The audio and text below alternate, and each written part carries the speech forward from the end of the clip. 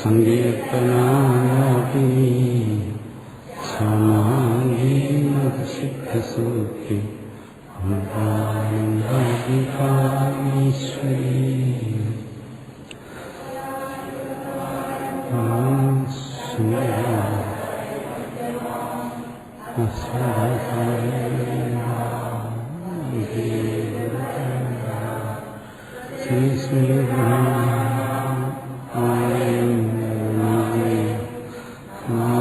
ഭഗവത്പാദം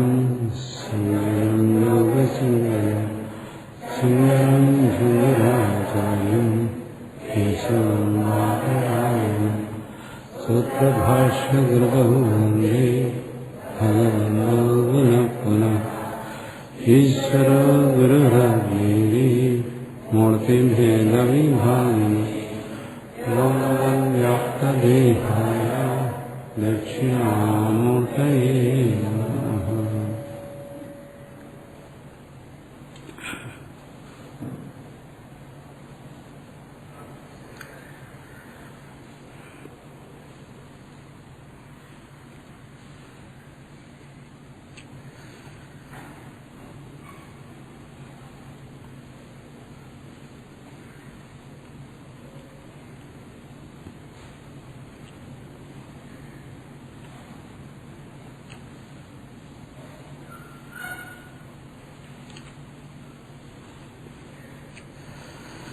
പരമ്പരയെ സ്മരിച്ചുകൊണ്ട് ശ്രീമദ് ഭഗവത്ഗീത 3-ാം അധ്യായം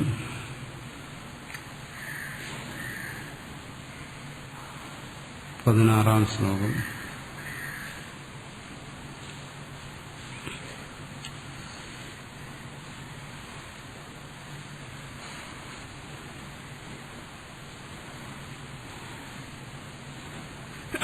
ഇവിടെ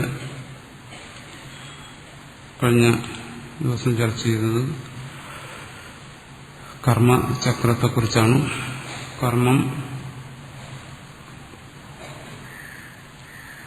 യജ്ഞരൂപത്തിലുള്ള കർമ്മങ്ങൾ, അതിൽ നിന്ന് അതാണ് പ്രജകളുടെ നിലനിൽപ്പിന് ആധാരമായിരിക്കുന്നത്. അതുകൊണ്ട് യജ്ഞം അത് കർമ്മയോഗി അനുഷ്ഠിക്കണം. അതാണ് അടുത്ത് പറയുന്നത് 16-ാമത്തെ ശ്ലോകത്തിൽ. കർമ്മയോഗി യജ്ഞം അനുഷ്ഠിച്ച് തന്നെ തീരണം. മുഖ്യമായിട്ടും പഞ്ചമഹായജ്ഞം.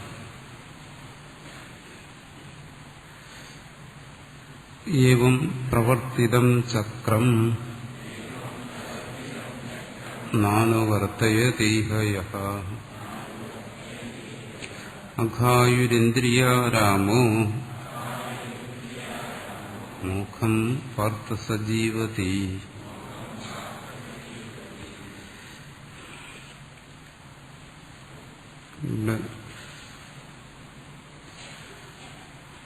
ഇവിടെ ഒരു ചോദ്യം. പ്രവൃത്തി, കർമ്മം, ക്രിയ ഇവ തമ്മിലുള്ള വ്യത്യാസം ഭാഷയിലുള്ള വ്യത്യാസമേ ഉള്ളൂ. അർത്ഥത്തിൽ പ്രവൃത്തി, കർമ്മം, ക്രിയ, ധർമ്മം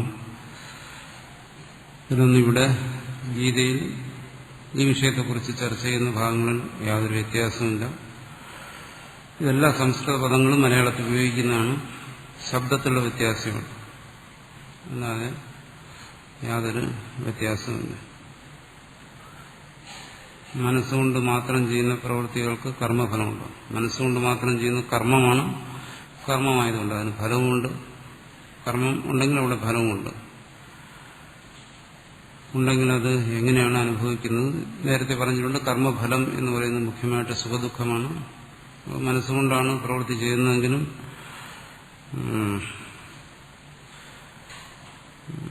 അതിന്റെ ഫലം ഉണ്ടാകുന്നു. അപ്പോൾ ഇത് നമ്മൾ മുമ്പ് ചർച്ച ചെയ്തിട്ടുള്ളതാണ്. ഇപ്പൊ പാചകം ചെയ്തില്ല, അപ്പൊ അതിന്റെ ബാഹ്യമായ കർമ്മഫലം കിട്ടുന്നില്ല. പക്ഷെ മുഖ്യമായ കർമ്മഫലം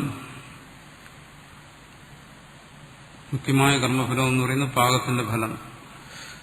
നേരത്തെ പറഞ്ഞു, എല്ലാ കർമ്മങ്ങളുടെയും മുഖ്യമായ ഫലം സുഖദുഃഖങ്ങളാണ്. അത് മാനസികമായാലും ശാരീരികമായാലും ശരി.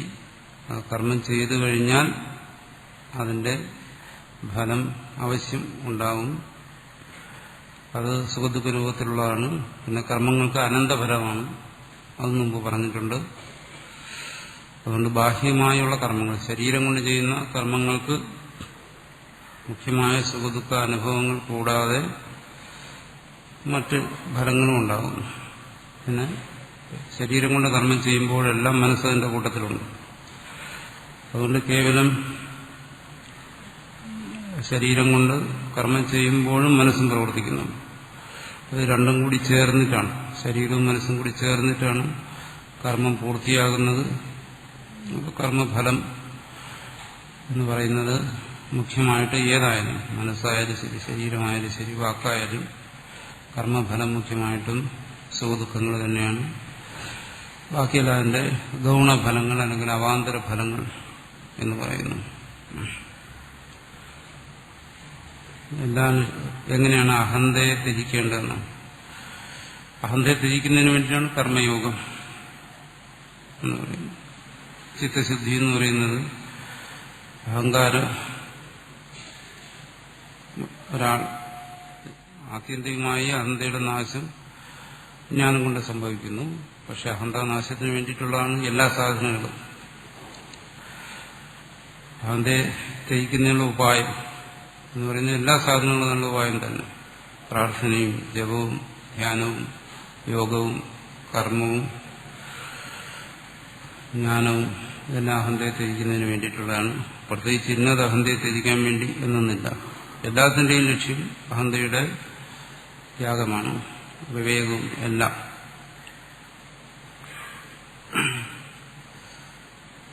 അതുകൊണ്ട് അഹന്തയെ ത്യജിക്കാൻ വേണ്ടി പ്രത്യേകിച്ചൊന്നും ചെയ്യേണ്ട കാര്യമില്ല. എല്ലാം അഹന്തയെ ത്യജിക്കുന്നതിന് വേണ്ടിയിട്ടുള്ളതാണ് എല്ലാ ആധ്യാത്മിക സാധനകളും.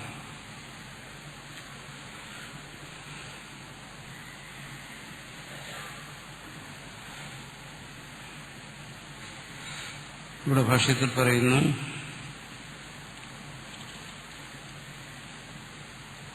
ഏവം ഇത്തം ഈശ്വരേണ വേദയജ്ഞപൂർവകം ജഗച്ഛത്രം പ്രവർത്തിതം ന അനുവർത്തനീയ ന അനുവർത്തയേതീഹ ലോകേ യഃ കർമ്മണ്യധികൃതഃ സൻ അഖായുഃ അഖം പാപം ആയുഃ ജീവനം യശസ്സു അഖായു പാപജീവനം ഇതി യാവത്. ഏവം ഇത്തം ഈശ്വരേണ വേദയജ്ഞപൂർവകം. എല്ലാ യജ്ഞങ്ങളും വേദമൂലകമാണ്. ഒന്നുകിൽ വേദം നേരിട്ട് പറയുന്നു, അല്ലെങ്കിൽ വേദത്തിന്റെ താല്പര്യത്തെ മനസ്സിലാക്കി ആചാര്യന്മാർ സ്മൃതികളിലൂടെ നിർദ്ദേശിക്കുന്നു. മുഖ്യമായിട്ടും പറഞ്ഞു ദേവയജ്ഞം തുടങ്ങിയ യജ്ഞങ്ങൾ. അപ്പോൾ ജീവിതത്തിലെ സർവകർമ്മങ്ങളും സർവസൽക്കർമ്മങ്ങളും യജ്ഞരൂപത്തിലുള്ളതാണ്. ഇതിനെല്ലാം ആധാരമായിരിക്കുന്ന വേദമാണ്. അത് ഇതിനെ ജഗത് ചക്രം എന്ന് പറയുന്നു. കാരണം ആ യജ്ഞത്തിൽ തുടങ്ങി ജീവിതത്തിൽ വന്നു ചേരുന്ന ഇത് ഈശ്വരനാണ് പ്രവർത്തിതം ഇവിടെ നടപ്പിലാക്കിയിരിക്കുന്നത്. അതിനാരാണോ ന അനുവർത്തയതി അനുസരിക്കാതിരിക്കുന്നത്, ആരാണോ അതിനെ അനുസരിക്കാതിരിക്കുന്നത്, ഇഹലോകേ കർമ്മണ്യാധികൃത സൻ, കർമ്മത്തിന് അധികാരിയായിട്ടുള്ളത് ഏതൊരുവനാണോ ഇത് അനുസരിക്കാതിരിക്കുന്നതെന്ന് വെച്ചാൽ കർമ്മം ചെയ്യാതിരിക്കുന്നത്, എന്ന കർമ്മണം അനാരംഭ. നേരത്തെ പറഞ്ഞു, കർമ്മം ചെയ്യാതിരിക്കുക.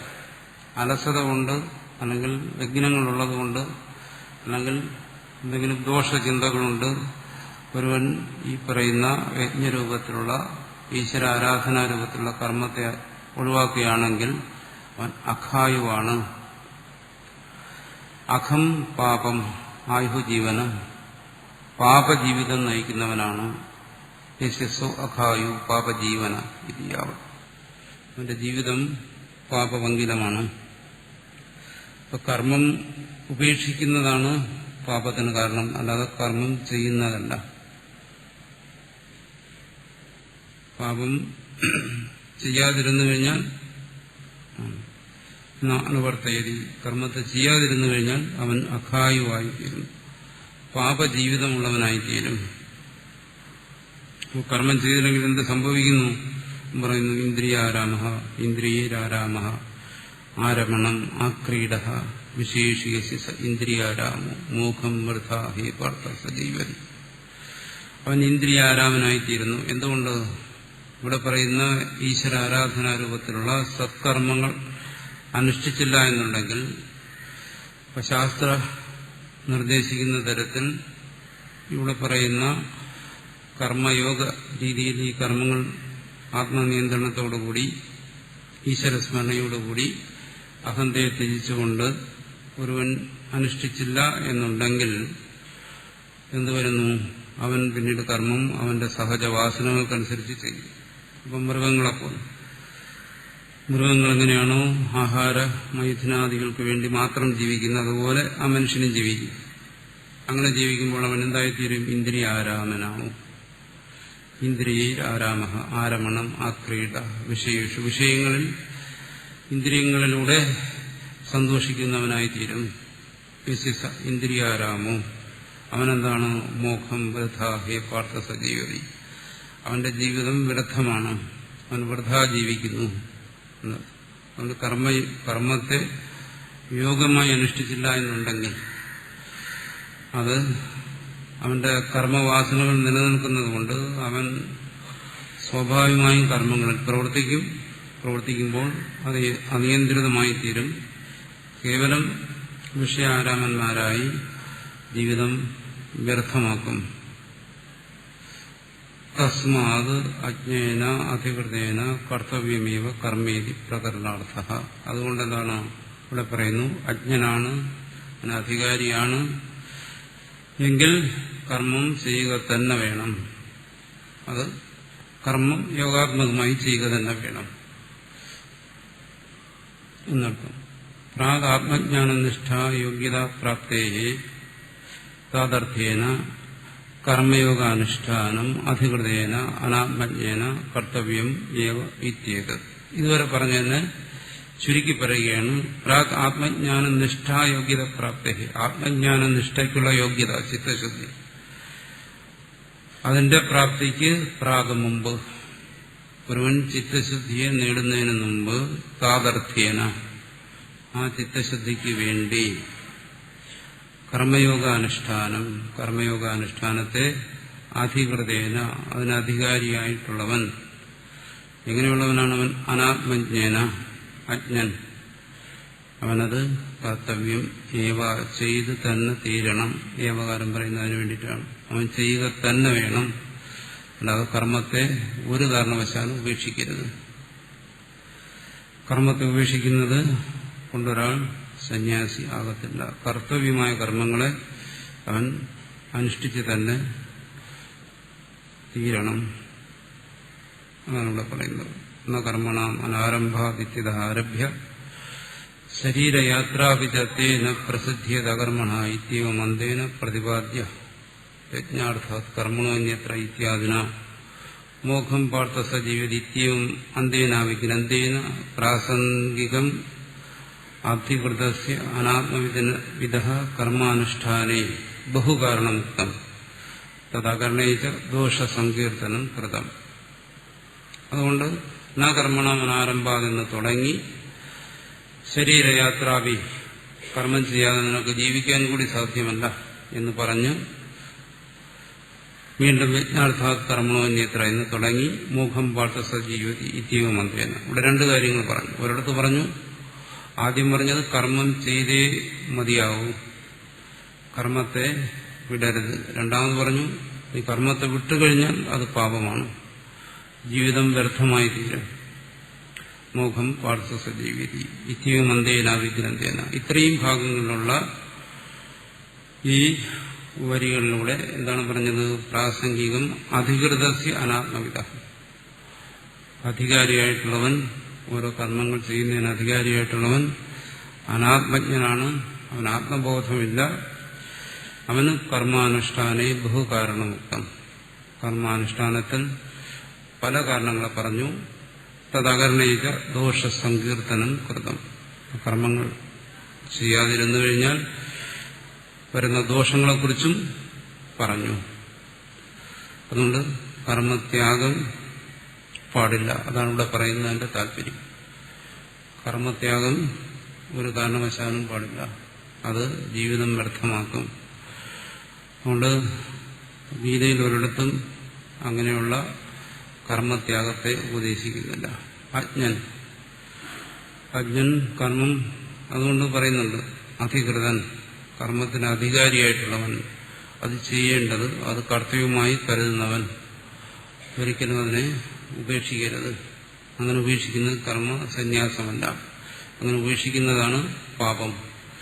കർമ്മം ചെയ്യുന്നത് ഒരിക്കലും പാപമല്ല. കർമ്മം ചെയ്യുന്നതുകൊണ്ട് ഒരിക്കലും, കർമ്മത്തെ യോഗമായി അനുഷ്ഠിക്കുന്നതുകൊണ്ട് ഒരിക്കലും വാസന ഉണ്ടാകുന്നില്ല.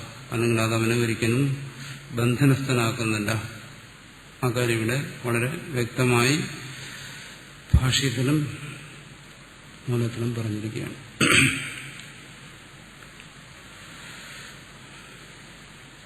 ഈ ശ്ലോകത്തിൽ നോക്കുക. യഹ ഏതൊരുവനാണോ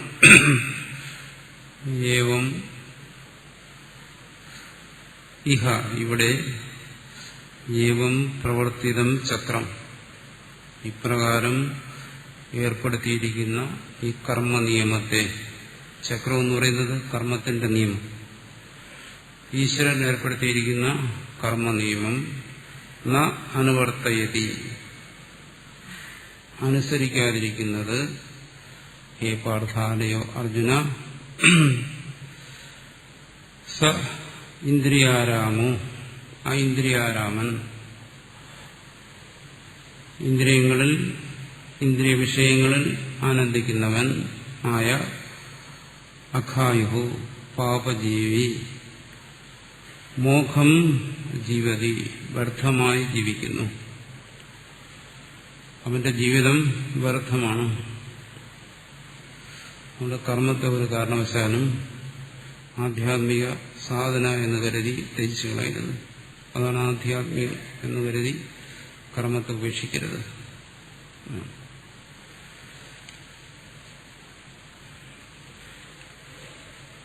യവം പ്രവർത്തിതം ചക്രം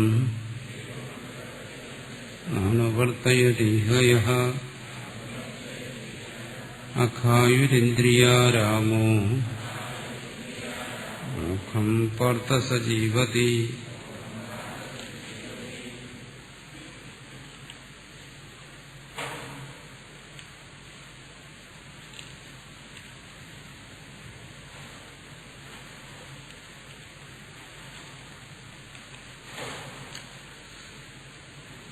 യസ്തു ആത്മരതിരേവ സ്യാദ്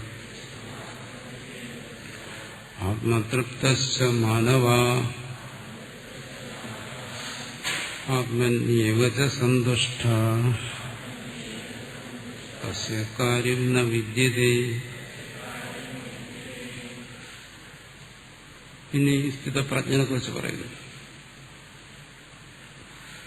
അജ്ഞന് കർമ്മത്തെ വിധിച്ചിരിക്കുകയാണ്. അതേസമയം എന്തുകൊണ്ട് കർമ്മമാണ് കർത്തവ്യമായിരിക്കുന്നു? കർത്തവ്യമായിരിക്കുന്നതുകൊണ്ട് അത് ചെയ്യാൻ ആവശ്യപ്പെടുകയാണ്.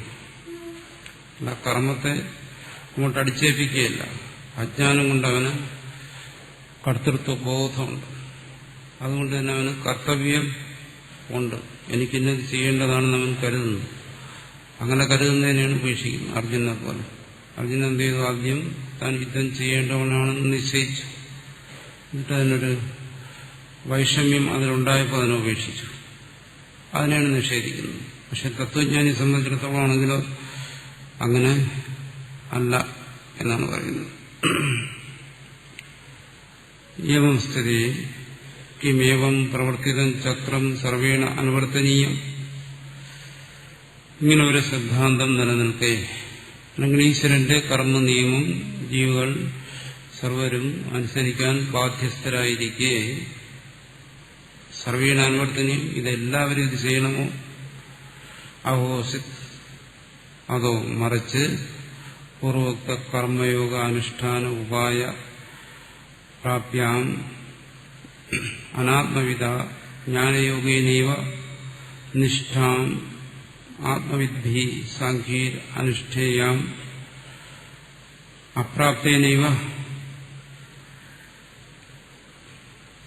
ഇത്യവുമർത്ഥം അർജുനസ്യ പ്രശ്നം ആകാംക്ഷ്യ സ്വയമേവ വാ ശാസ്ത്രാർത്ഥസ്യ വിവേകപ്രതിപത്യർത്ഥം ഏവം വൈ തം ആത്മാനം വിദിത്വാ നിവൃത്ത മിഥ്യാജ്ഞാനാഃ സന്തഃ ബ്രാഹ്മണാഃ മിഥ്യാജ്ഞാനവദ്ധി അവശ്യം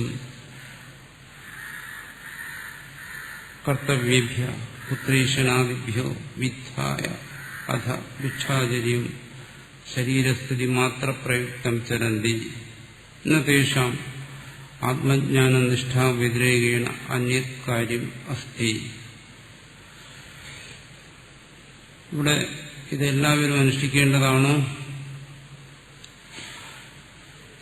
അതോ ആർക്കെങ്കിലും ഇതിൽ നിന്ന് മാറി നിൽക്കാൻ കഴിയുമോ എന്ന് അർജുനന്റെ മനസ്സിലുണ്ടായ സംശയത്തെ കണക്കിലെടുത്തുകൊണ്ട്, അല്ലെങ്കിൽ ഭഗവാൻ തന്നെ സ്വയം ഇതിനെ വ്യക്തമാക്കാൻ ആഗ്രഹിച്ചുകൊണ്ട്, രണ്ടു തരത്തിലുമാകാം. ഒന്നുകിൽ അർജുനൻ അങ്ങനെ ഒരു സംശയം ഉണ്ടാകാം എന്ന് കരുതി അതിന്റെ മറുപടി എന്നുള്ള നിലയ്ക്ക് അടുത്ത ശ്ലോകം, അടുത്ത ഉപദേശം ഇവിടെ പറയുകയാണ്. അല്ലെങ്കിൽ ഇവിടെ ഭഗവാൻ തന്നെ നിശ്ചയിച്ചു ഇതൊന്ന് വ്യക്തമാകണം, ഈ കർമാനുഷ്ഠാനത്തിന് സർവരും ബാധ്യസ്ഥരാണോ എന്നാണ്. അതാണ് പൂർവോക്ത കർമ്മയോഗാനുഷ്ഠാന ഉപായ പ്രാപ്യ, മുമ്പ് പറഞ്ഞതായ കർമ്മയോഗാനുഷ്ഠാനം, അതിലൂടെ പ്രാപ്തമാകുന്ന എന്താണ്? ജ്ഞാനയോഗം. അതാരാണ് അനുഷ്ഠിക്കേണ്ടത്? അനാത്മവിദ. അനാത്മവിത്തിന്റെ കർമ്മയോഗാനുഷ്ഠാനം, അതിലൂടെ പ്രാപ്തമാകുന്ന ജ്ഞാനയോഗനിഷ്ഠ, അത് ആർക്കാണുള്ളത്? ആത്മവിദ്ധി, ആത്മജ്ഞന്മാരുടെ. എങ്ങനെയുള്ളവർ? സാഖ്യൈ അനുഷ്ഠേയ, സാഖ്യന്മാരെ അനുഷ്ഠിക്കുന്ന. അതിനെ പ്രാപിക്കാത്തവർ, ആ നിഷ്ഠയാപ്രാപ്തേന, അതിനെ പ്രാപിക്കാത്തവർക്ക് വേണ്ടിയുള്ളതാണ് ജ്ഞാനയോഗികൾക്ക്. സാഖ്യന്മാര് അവരുടെ ആ നിഷ്ഠ, ജ്ഞാനനിഷ്ഠ, അതിനെ പ്രാപിക്കാത്തവർക്ക് വേണ്ടിയല്ലേ ഇത്? അതോ എല്ലാവർക്കും വേണ്ടിയാണോ? ജ്ഞാനനിഷ്ഠയിലിരിക്കുന്നവർക്കും വേണ്ടിയാണോ? ഇത്യവും അർത്ഥം അർജുനസ്യ പ്രശ്നം. ഇങ്ങനെയുള്ള അർജുനന്റെ ചോദ്യം, ആശങ്ക. അല്ലെങ്കിൽ സ്വയമേവ, ഭഗവാൻ സ്വയം തന്നെ ശാസ്ത്രാർത്ഥസ്യ വിവേക പ്രതിപത്യർത്ഥം, ഈ ശാസ്ത്ര താല്പര്യത്തെ വേർതിരിച്ചറിയുന്നതിന്, ഇത് കർമ്മയോ നിഷ്ഠയും ജ്ഞാനനിഷ്ഠയും, ഇത് രണ്ടും വേർതിരിച്ചറിയുന്നതിന് വേണ്ടി ശ്രുതി പറയുന്നുണ്ട്. എന്താണ്? ഏതം വൈ തം ആത്മാനം വിദിത്വ, ഈ ആത്മാവിനെ അറിഞ്ഞിട്ട് നിവൃത്ത മിഥ്യാജ്ഞാനാഃ സന്തഃ, മിഥ്യാജ്ഞാനം നശിച്ച്, ബ്രാഹ്മണാഃ സന്യാസിമാർ മിഥ്യാജ്ഞാനവദ്ഭി അവശ്യം കർത്തവ്യ, ഈ അജ്ഞാനികൾ അവശ്യമായി ചെയ്യേണ്ടതായ പുത്രേഷണാദിഭ്യ, പുത്രേഷണ നേരത്തെ പറഞ്ഞു, ലോകേഷണ, വിത്തേഷണ, ഇതിൽ നിന്നെല്ലാം വിദ്ധായ മുക്തരായി, അധ ഭിക്ഷാചര്യം, അവർ ഭിക്ഷാചര്യം എന്നുവെച്ചാൽ സന്യാസനിഷ്ഠ, ശരീരസ്ഥിതി മാത്ര പ്രയുക്തം, ശരീരസ്ഥിതി നിലനിർത്തുന്നതിന് വേണ്ടിയുള്ള ആ അനുഷ്ഠാനം മാത്രം അവർ ചെയ്യുന്നു. തേഷാം ആത്മജ്ഞാനനിഷ്ഠാം വ്യതിരേകേണ കാര്യമസ്തി, അവർക്കെന്താണ്? ആത്മജ്ഞാനനിഷ്ഠയിൽ നിന്നും ഭിന്നമായി വേറെ ഒരു കർത്തവ്യമില്ല. യുദ്ധം പോലെയുള്ള കർത്തവ്യങ്ങളൊന്നും അവർക്കില്ല. അവർക്ക് കേവലം ആത്മജ്ഞാനനിഷ്ഠ മാത്രം പറയും. പക്ഷെ ആരാണോ ഈ ആത്മാവിനെ അറിഞ്ഞു ഏഷണകളിൽ നിന്നെല്ലാം നിവർത്തിക്കുന്നവൻ, അവന് മറ്റു കർത്തവ്യങ്ങളൊന്നുമില്ല എന്ന് ബൃഹദാരണ്യശ്രുതി പറയുന്നു. അന്യത് കാര്യമസ്തി ഇത്യവും ശ്രുത്യർത്ഥം, ആ ശ്രുതിയുടെ താല്പര്യത്തെ ഇഹ ഗീതാശാസ്ത്രം പ്രതിപാദ ഇഷത, അതിനെ പ്രതിപാദനം ചെയ്യുന്നതിന് താല്പര്യപ്പെട്ടുകൊണ്ട്, പ്രതിപാദയിഷിതം, പ്രതിപാദനം ചെയ്യാൻ താല്പര്യപ്പെട്ടത്, ആവിഷ്കർവൻ, അതിനെ പ്രകടമാക്കിക്കൊണ്ട്, ആഹ ഭഗവാൻ, ഇവിടെ ഭഗവാൻ അടുത്ത ഉപദേശം പറയുകയാണ്. ഇവിടെ ബൃഹദാരണ്യശ്രുതി എന്താണ് പറഞ്ഞത്? ഏഷണകളിൽ നിന്നെല്ലാം നിവർത്തിച്ചവൻ, ആത്മാനം വിദിത്വ, അവൻ ആത്മാവിനെ അറിഞ്ഞിട്ട് പിന്നെ അവന് കർത്തവ്യങ്ങളൊന്നുമില്ല. നേരത്തെ പറഞ്ഞു അജ്ഞനാണ് കർത്തവ്യമുള്ളത്, ഇവൻ ആത്മബോധമുള്ളവനാണ്, അവന് കർത്തവ്യമില്ല. അതുകൊണ്ട് എന്ത് ചെയ്യുന്നു? ആത്മനിഷ്ഠ, അയാൾ ആത്മനിഷ്ഠയിൽ തന്നെ തുടരുന്നു. അയാൾ കർത്തവ്യമായിട്ടൊരു കർമ്മവും അനുഷ്ഠിക്കുന്നില്ല, അനുഷ്ഠിക്കേണ്ടതായിട്ടില്ല. അത് ഭഗവാൻ പറയും എനിക്ക് കർത്തവ്യങ്ങളൊന്നുമില്ലെങ്കിലും ഞാൻ കർമ്മം തുടർന്നുകൊണ്ടേയിരിക്കുന്നു. അതെന്തിന്? ഞാൻ ആത്മനിഷ്ഠൻ എന്നുള്ള നിലയ്ക്ക് കർത്തവ്യ കർമ്മങ്ങളില്ലാത്തതുകൊണ്ട് കർമ്മത്തെ ഉപേക്ഷിച്ചാൽ മറ്റു ലോകരും അതുപോലെ അജ്ഞന്മാരും കർമ്മത്തെ ഉപേക്ഷിക്കും. അപ്പം അജ്ഞന്മാർ കർമ്മത്തെ ഉപേക്ഷിക്കാതിരിക്കുന്നതിന് വേണ്ടി എനിക്ക് കർത്തവ്യമില്ലെങ്കിലും ഞാൻ ചെയ്തുകൊണ്ടേയിരിക്കുന്നു. പരമാർത്ഥത്തിൽ അവിടെ കർത്തവ്യമില്ല എന്ന് പറയുന്നു. അതാണ് ഇവിടെ കർത്തവ്യമില്ലെങ്കിലും കർമ്മം ചെയ്യാമോ എന്ന് ചോദ്യം വരും. കർത്തവ്യമില്ല, പക്ഷേ കർമ്മം ചെയ്യണമോ വേണ്ടയോ? അപ്പോൾ അതിന് ഇവിടെ ഭഗവാന്റെ അഭിപ്രായം കർത്തവ്യമില്ലെങ്കിലും കർമ്മം ചെയ്തുകൊണ്ടേയിരിക്കുന്നു. തന്റെ നിലപാടതാണ്, ഞാൻ കർമ്മം ചെയ്തുകൊണ്ടിരിക്കുന്നു. എന്തുകൊണ്ട്? അജ്ഞന്മാർ എന്നെ അനുകരിച്ചിട്ട് ഞാൻ കർമ്മത്തെ ഉപേക്ഷിച്ചാൽ അവരും കർമ്മത്തെ ഉപേക്ഷിക്കും എന്നാണ്.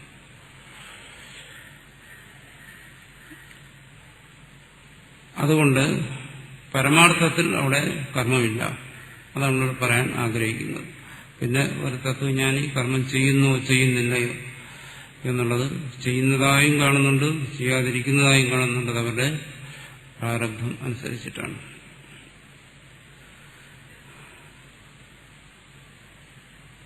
ഭാഷ്യം അടുത്ത് പറയുന്നു, യസ്തു സാഖ്യ ആത്മജ്ഞാനനിഷ്ഠ ആത്മന്യവരതിർ ന വിഷയേഷു.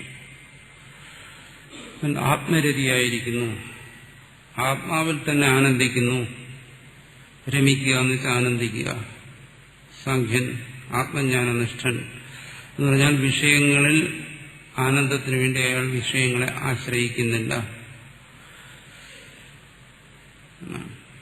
ജ്ഞാനം കൊണ്ടത് ആത്മാവിൽ തന്നെ തൃപ്തനായിരിക്കുന്നു. അന്നപാനാദികൾ കൊണ്ട് അയാൾ തൃപ്തനാകുന്നില്ല. അതാണ് ആത്മരതിരൈവസ്യ അദ്ഭവേ.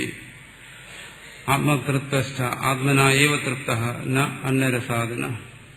അതെന്ന് പറയും. അയാൾ ബാഹ്യ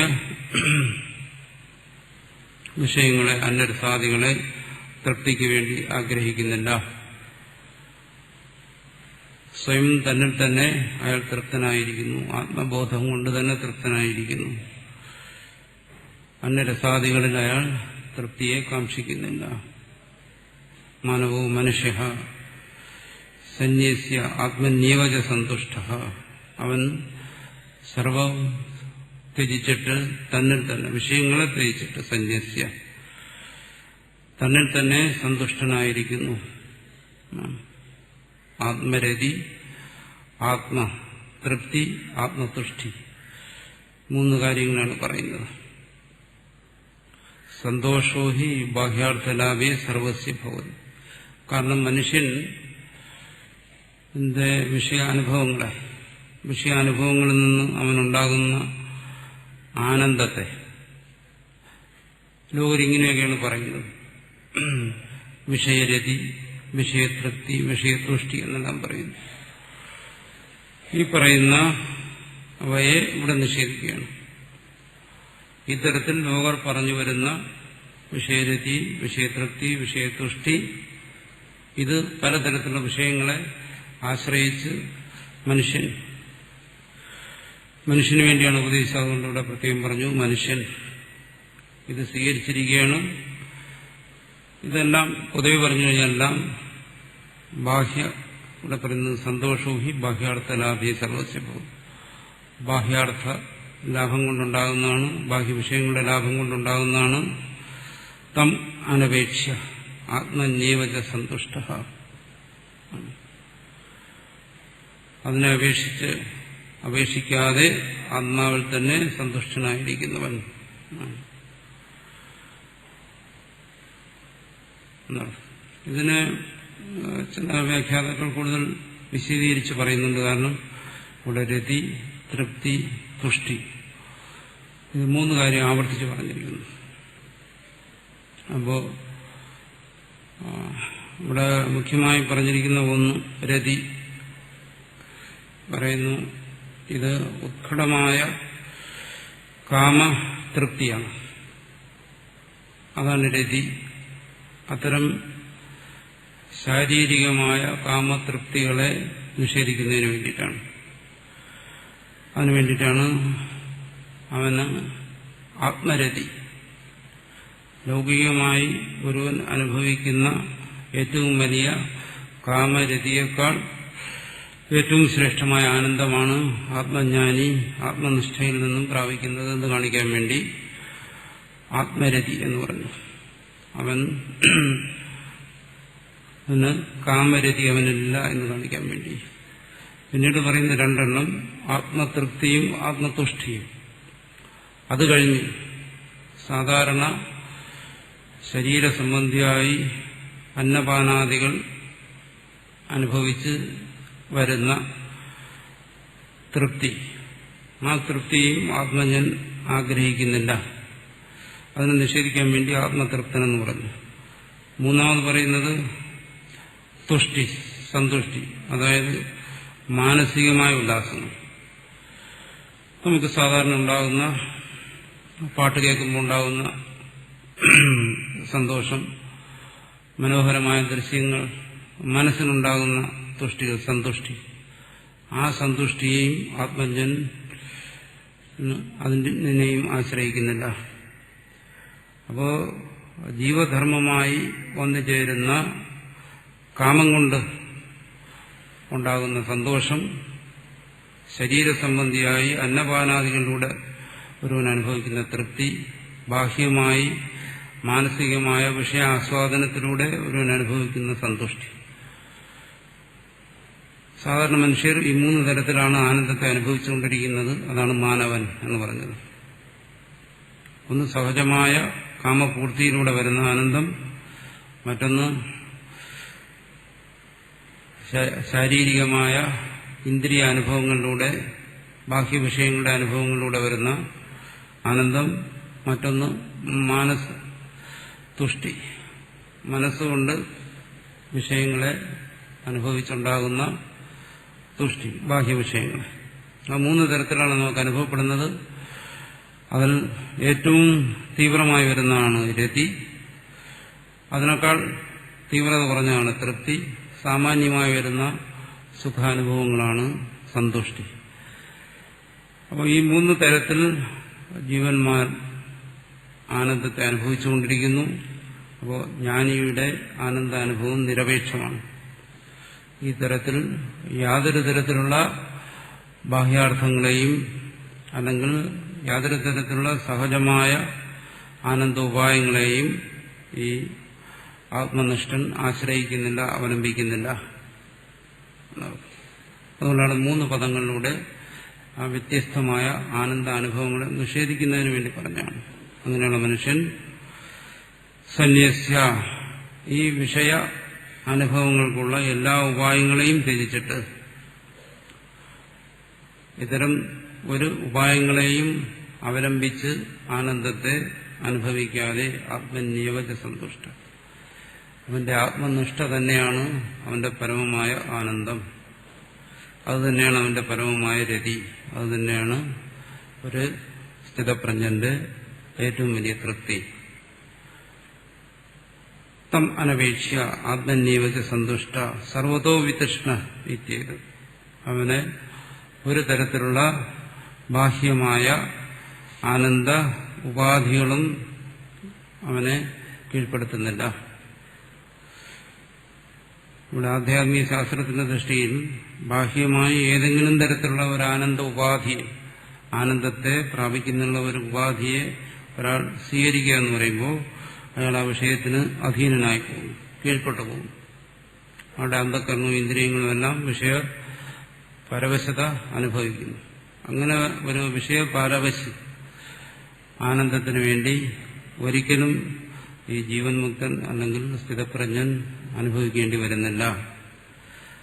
ഒരാത്മജ്ഞാനിക്ക് അങ്ങനെയുള്ള ഒരു മാനസികമായ പാരവശ്യം അനുഭവിക്കേണ്ടി വരുന്നില്ല. അതുകൊണ്ട് തന്നെ ഈ ആത്മജ്ഞന് അത് മൂലമുണ്ടാകുന്ന ദുഃഖവും അനുഭവിക്കേണ്ടി വരുന്നില്ല. ജീവൻ ഇത്തരത്തിൽ ഓരോ ഉപാധികളിലൂടെ ആനന്ദത്തെ അനുഭവിക്കുന്നതുകൊണ്ട് ആ ജീവന് ദുഃഖത്തെയും അനുഭവിക്കേണ്ടി വരുന്നു. പക്ഷെ ആത്മജ്ഞൻ ആത്മവിവേകം കൊണ്ട് ഈദൃശ ആത്മവിത്ത് ആത്മതുഷ്ടനായിരിക്കുന്നവന് എന്താണ് തസ്യ കാര്യം കരണീയം ന വിദ്യതേ നാസ്തി, അവന് കർത്തവ്യമില്ല. എല്ലാ കർമ്മവും എല്ലാ കർത്തവ്യങ്ങളും എല്ലാ യജ്ഞങ്ങളും നേരത്തെ പറഞ്ഞ ഇവയെല്ലാം എന്തിനു വേണ്ടിയിട്ടാണ്?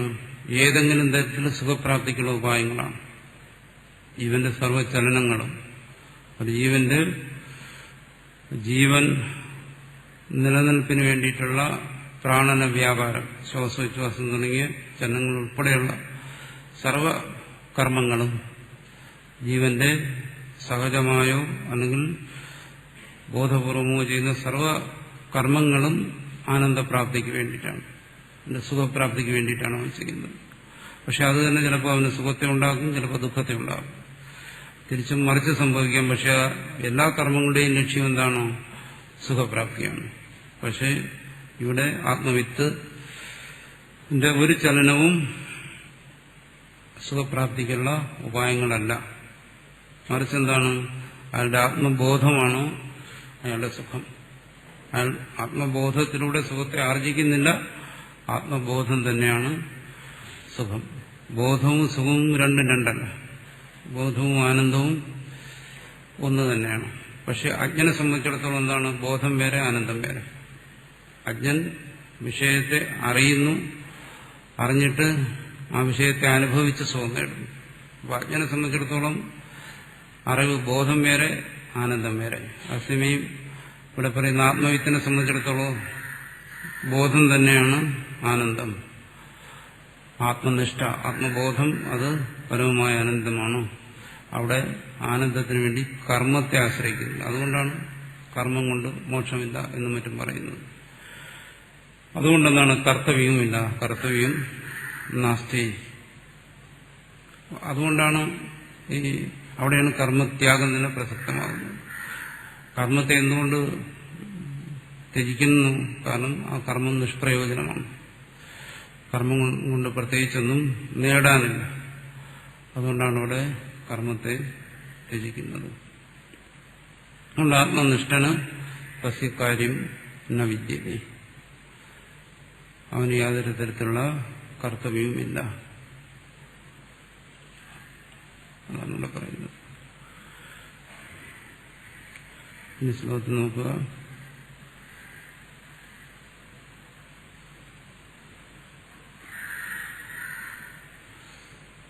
യഹ മാനവ, ഏതൊരു ജീവനാണോ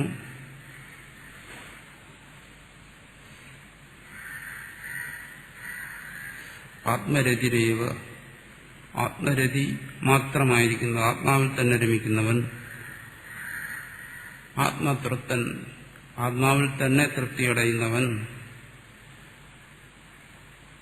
ആത്മനിയേവ സന്തുഷ്ട, ഏവ എല്ലായിടത്തും ചേർക്കണം, ആത്മാവിൽ തന്നെ സന്തുഷ്ടനായിരിക്കുന്നവൻ, തസ്യ കാര്യം ന വിദ്യതി, അവന് കർത്തവ്യ കർമ്മങ്ങൾ ഒന്നും തന്നെയില്ല.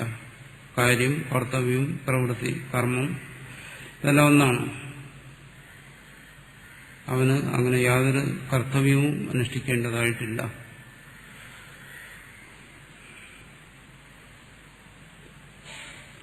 യസ്ത്വാത്മരതിരേവ സ്യാദ് ആത്മതൃപ്തശ്ച മാനവഃ ആത്മന്യേവ ച സന്തുഷ്ടഃ തസ്യ കാര്യം ന വിദ്യതേ. ഗീതയിൽ കർമ്മത്യാഗത്തെക്കുറിച്ച് പറയുന്ന ഒരു ഭാഗം ഇതാണ്, സർവകർമ്മത്യാഗത്തെക്കുറിച്ച്.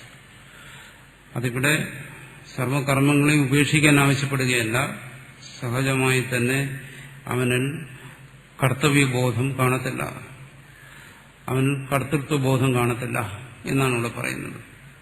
അതുകൊണ്ട് എന്തായിരിക്കും ആ ആത്മജ്ഞാനിയുടെ നില?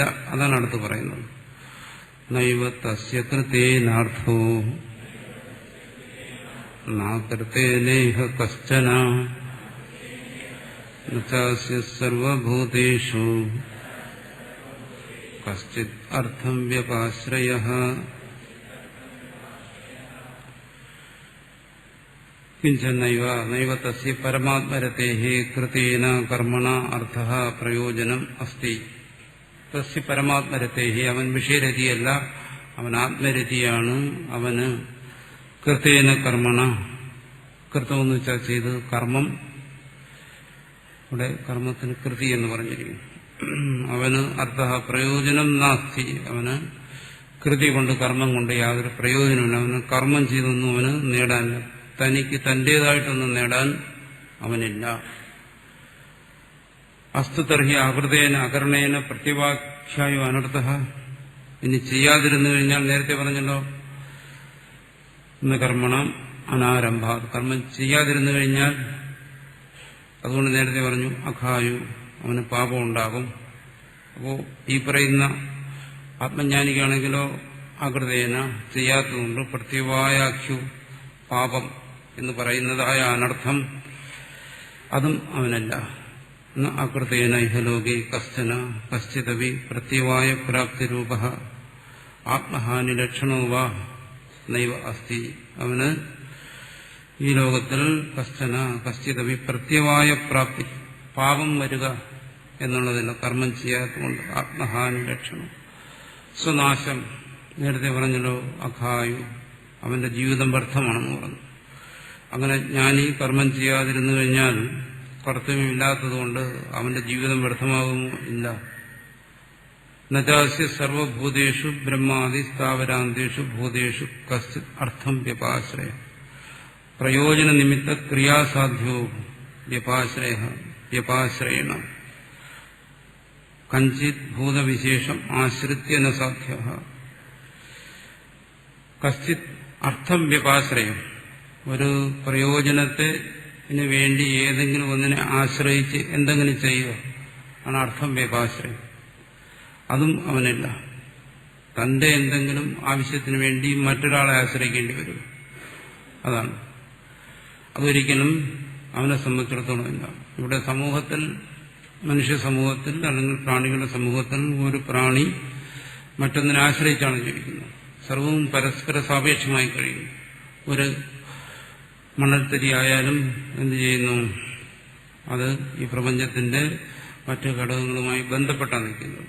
ഒരു പുൽച്ചെടിയായാലും അതിന് മറ്റ് സർവ്വപ്രാണികളുമായിട്ട് അതിന് ബന്ധമുണ്ട്. പരസ്പര സാപേക്ഷമായിട്ടാണ് ജീവൻ നിലനിൽക്കുന്നത്. ഈ പ്രപഞ്ചത്തിന്റെ ഈ സമഗ്രതയിൽ അതിൽ നിന്നൊന്നിനെ മാറ്റി നിർത്താൻ ആർക്കും സാധ്യമല്ല. കാരണം ഇതെല്ലാം ഈശ്വരന്റെ കൃത്യമായ നിയമങ്ങൾക്ക് വിധേയമായി ഈ പ്രപഞ്ചത്തിലെ ഓരോ ഘടകവും, അത് സൂക്ഷ്മമായാലും സ്ഥൂലമായാലും, അതാതിന്റെ ജോലി നിർവഹിച്ചുകൊണ്ട് ഈ പ്രപഞ്ചത്തെ മൊത്തം നിലനിർത്തി പോവുകയാണ്. അതിൽ നിന്നും മാറി നിൽക്കാൻ ഒന്നിന്റെയും പ്രാധാന്യം കുറയ്ക്കാൻ ആർക്കും കഴിയത്തില്ല. പക്ഷേ ഇവിടെ പറയുന്ന ഈ ജ്ഞാനിക്ക് എന്താണ്? ഈ ഈശ്വരസൃഷ്ടമായ ഈ പ്രപഞ്ചത്തിന്റെ ഒരു ഘടകങ്ങളുമായിട്ട് യാതൊരു ബന്ധവുമില്ലാതെ ഇതിൽ നിന്നും പൂർണ്ണനായി നിരപേക്ഷനായി നിൽക്കുന്നു. എന്തുകൊണ്ട്? ജ്ഞാനി ത്വാത്മൈവ മേ മതം. ജ്ഞാനി എന്ന് പറയുന്നത് ആ പരമാത്മസ്വരൂപം തന്നെയാണ്. ആ പരമാത്മാവിനാൽ സൃഷ്ടമായിരിക്കുന്ന, പരമാത്മാവിന്റെ സൃഷ്ടിയായിരിക്കുന്ന ഈ പ്രപഞ്ചത്തെ ഒരിക്കലും ആ പരമാത്മാവിന് ഒരു തരത്തിലും അപേക്ഷിക്കേണ്ടി വരുന്നില്ല.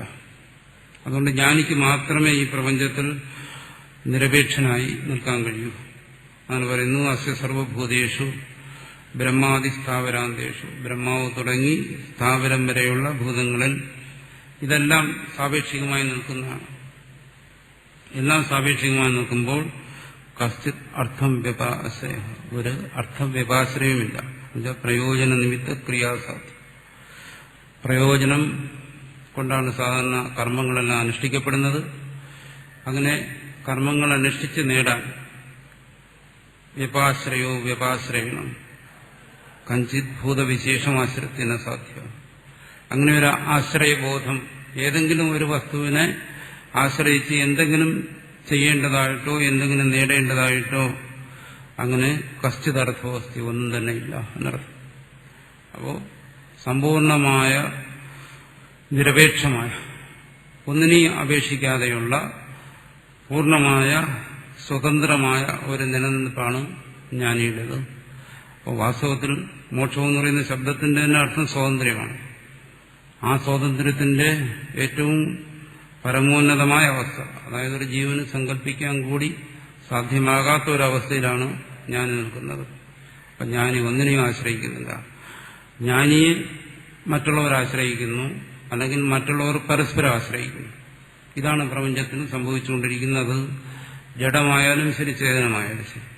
ജഡവസ്തുക്കൾക്കും സാപേക്ഷതയുണ്ട്, ചൈതന്യമുള്ള ചേതന വസ്തുക്കൾക്കുമുണ്ട് സാപേക്ഷത. പക്ഷെ ഇവിടെ പറയുന്ന ജ്ഞാനിക്ക് അങ്ങനെ യാതൊരു തരത്തിലുള്ള സാപേക്ഷഭാവവുമില്ല, പൂർണ്ണമായും നിരപേക്ഷമായ സ്ഥിതിയാണ്. അതുകൊണ്ട് തന്നെ ജ്ഞാനിക്കിവിടെ ചെയ്യുന്നതുകൊണ്ടോ ചെയ്യാതിരിക്കുന്നത് കൊണ്ടോ പ്രത്യേകിച്ച് യാതൊരു വിശേഷതയില്ല. ഏന തദർത്ഥാക്രിയ അനുഷ്ഠേയാസ്യ. ഒരുവൻ മറ്റെന്തിനെങ്കിലും ഒന്നിനെ അപേക്ഷിക്കുന്നു, ഏതെങ്കിലും തരത്തിൽ ആശ്രയിക്കുമ്പോഴാണ് അവിടെ ക്രിയ വരുന്നത്. ഇവിടെ നിരാശ്രയനായിരിക്കുന്ന, യാതൊരാശ്രയം ആവശ്യമില്ലാതിരിക്കുന്ന തത്വജ്ഞന് യാതൊരു തരത്തിലുള്ള ക്രിയയും കർത്തവ്യവും ഇല്ല. നത്വം ഏതസ്മിൻ സർവതഃ സമ്പ്രദോദകസ്ഥാനിയെ സമ്യക് ദർശനെ വർത്തസേ. അതുകൊണ്ട് അർജുനനെ ഒന്ന് ഓർമ്മിപ്പിക്കുകയാണ്, നീ ഈ പറഞ്ഞ തരത്തിലുള്ള നേരത്തെ പറഞ്ഞല്ലോ സമ്പ്ലുതസ്ഥാനിയും സമ്പ്ലുതോദകസ്ഥാനിയും എന്ന് പറഞ്ഞു. മഹാജലാശയം പോലെ സർവ അർത്ഥങ്ങളെയും നിർവഹിച്ചുകൊണ്ട് നിലനിൽക്കുന്ന തത്വജ്ഞന്റെ ജ്ഞാനനിഷ്ഠയിലല്ല സമ്യക് ദർശനം. ജ്ഞാനനിഷ്ഠയിൽ ന വർത്തസേ, നീ നിലനിൽക്കുന്നില്ല. അതുകൊണ്ട് നീ അജ്ഞനാണ്, നിനക്ക് കർമ്മം അനുഷ്ഠിക്കേണ്ടതായിരിക്കുന്നു. പക്ഷെ ആരാണോ ആ പരമമായ ജ്ഞാനനിഷ്ഠയിൽ സർവബന്ധനങ്ങളെയും അവസാനിപ്പിച്ച് നിൽക്കുന്നത്, അയാളെ സംബന്ധിച്ചിടത്തോളം അയാൾക്ക് യാതൊരു തരത്തിലുള്ള കർത്തവ്യ കർമ്മങ്ങളുമില്ല. അയാൾ യാതൊന്നിനെയും അപേക്ഷിക്കുന്നില്ല. അയാൾ ലോകാതീതനായി ഈ ലോകത്തിൽ അജ്ഞന്മാരുടെ ദൃഷ്ടിയിൽ നിലകൊള്ളുന്നവനാണ്. അതുകൊണ്ട് ചെയ്യുക ചെയ്യാതിരിക്കുക എന്ന് പറയുന്ന രണ്ട് തലത്തിനും അതീതനാണ് എന്നർത്ഥം. ഈ രണ്ട് നിലയ്ക്കും അതീതനാണ് എന്നർത്ഥം. അപ്പൊ ഇവിടെ ആണ് സന്യാസത്തിന്റെ പ്രത്യേകത നമ്മൾ മനസ്സിലാക്കുന്നത്. അപ്പൊ സന്യാസം എന്ന് പറഞ്ഞിരിക്കുന്നത്, സന്യാസവും ഒരു വിധിയാണ്. സന്യാസം സ്വീകരിക്കാൻ പറഞ്ഞിരിക്കുന്നു, ശാസ്ത്രം വിധിച്ചിരിക്കുന്നു. ഭിക്ഷാചര്യം ചര, അവിടെ സന്യാസം അവിടെ ഒരുവന് വിധിച്ചിരിക്കുന്നത് തന്നെ എന്തിനു വേണ്ടി? അവന്റെ സ്വാർത്ഥപരമായ കർമ്മങ്ങൾ ത്യജിക്കുന്നതിന് വേണ്ടിയിട്ടാണ് അവിടെ വിധിച്ചിരിക്കുന്നത്. അപ്പോൾ അതാണ് നമ്മൾ ഇന്ന് കാണുന്ന സന്യാസം എന്ന് പറയുന്നത്. അപ്പം അവിടെ എന്ത് വരുന്നു? അവൻ അജ്ഞനാണ് സന്യാസി, ജ്ഞാനിയായിട്ട് സന്യാസം ആകുന്നതല്ല. അപ്പോൾ അവന് കർത്തവ്യമുണ്ട്. അവൻ ധർമ്മ അധർമ്മ വിവേകപൂർവകം അവൻ കർമ്മം ചെയ്യേണ്ടി വരുന്നു. അതിനെയല്ല ഇവിടെ പറയുന്നത്. അത് ഇത് ഒന്നാണെന്ന് ധരിക്കുന്നത്. ഇവിടെ പറയുന്നത് ജ്ഞാനിയുടെ അവസ്ഥയാണ്. ആ ജ്ഞാനിയെ സംബന്ധിച്ചിടത്തോളം പ്രത്യേകിച്ച് സന്യസിക്കാൻ ഒന്നുമില്ല. അതാണ് ആകൃതേന. ചെയ്യാതിരിക്കുന്നതുകൊണ്ട് അയാൾക്കൊന്നും നേടാനില്ല, സന്യാസം കൊണ്ടെന്തെങ്കിലും നേടാനില്ല. ഇവിടെ സന്യസിക്കുന്നവൻ അങ്ങനെയല്ല, സന്യാസം കൊണ്ട് നേടാനുണ്ട്. എന്താണ് അവൻ നേടുന്നത്? സന്യാസം കൊണ്ട് അവൻ ആ സന്യാസത്തിൽ അവന് സ്വധർമാനുഷ്ഠാനമുണ്ട്. അപ്പോൾ ആ സ്വധർമാനുഷ്ഠാനത്തിലൂടെ അവൻ മനഃശുദ്ധിയും ജ്ഞാനപ്രാപ്തിയും എല്ലാം നേടുകയാണ്. അതുകൊണ്ടത് വിഹിതമാണ്. അവൻ എന്ത് ചെയ്തിരിക്കുന്നു? പിന്നെ എന്തിനാണ് അവൻ സന്യസിച്ചത്? വിഹിതാനാം കർമ്മണാം വിധന പരിത്യാഗം എന്ന് പറയുന്നു. കാമ്യമായ വിഷയങ്ങളെ അവൻ ത്യജിച്ചു. അവന്റെ ആധ്യാത്മികമായ സാധനയ്ക്ക് തടസ്സമായി നിൽക്കുന്ന, അല്ലെങ്കിൽ അവന്റെ ഈ പറയുന്ന തൃഷ്ണ, തൃപ്തി, തുഷ്ടി ഇതിനെല്ലാം വളർത്തുന്ന വിഷയങ്ങളെ അവൻ ത്യജിച്ചിട്ട് അവൻ സദ്ധർമ്മത്തെ ആചരിക്കുന്നു, നിസ്വാർത്ഥമായ കർമ്മങ്ങളിൽ ഏർപ്പെടുന്നു. അതാണ് സന്യാസം. അപ്പോൾ പലരും ചോദിക്കും, അപ്പോൾ ഈ കർമ്മയോഗിയും സന്യാസിയും തമ്മിലുള്ള ബന്ധം എന്താണ്? സന്യസിച്ചാൽ പിന്നെ അയാൾക്ക് കർമ്മയോഗം ഉണ്ടോ? ബ്രഹ്മചാരിക്കാണോ കർമ്മയോഗം, സന്യാസിക്ക് കർമ്മയോഗം ഉണ്ടോ?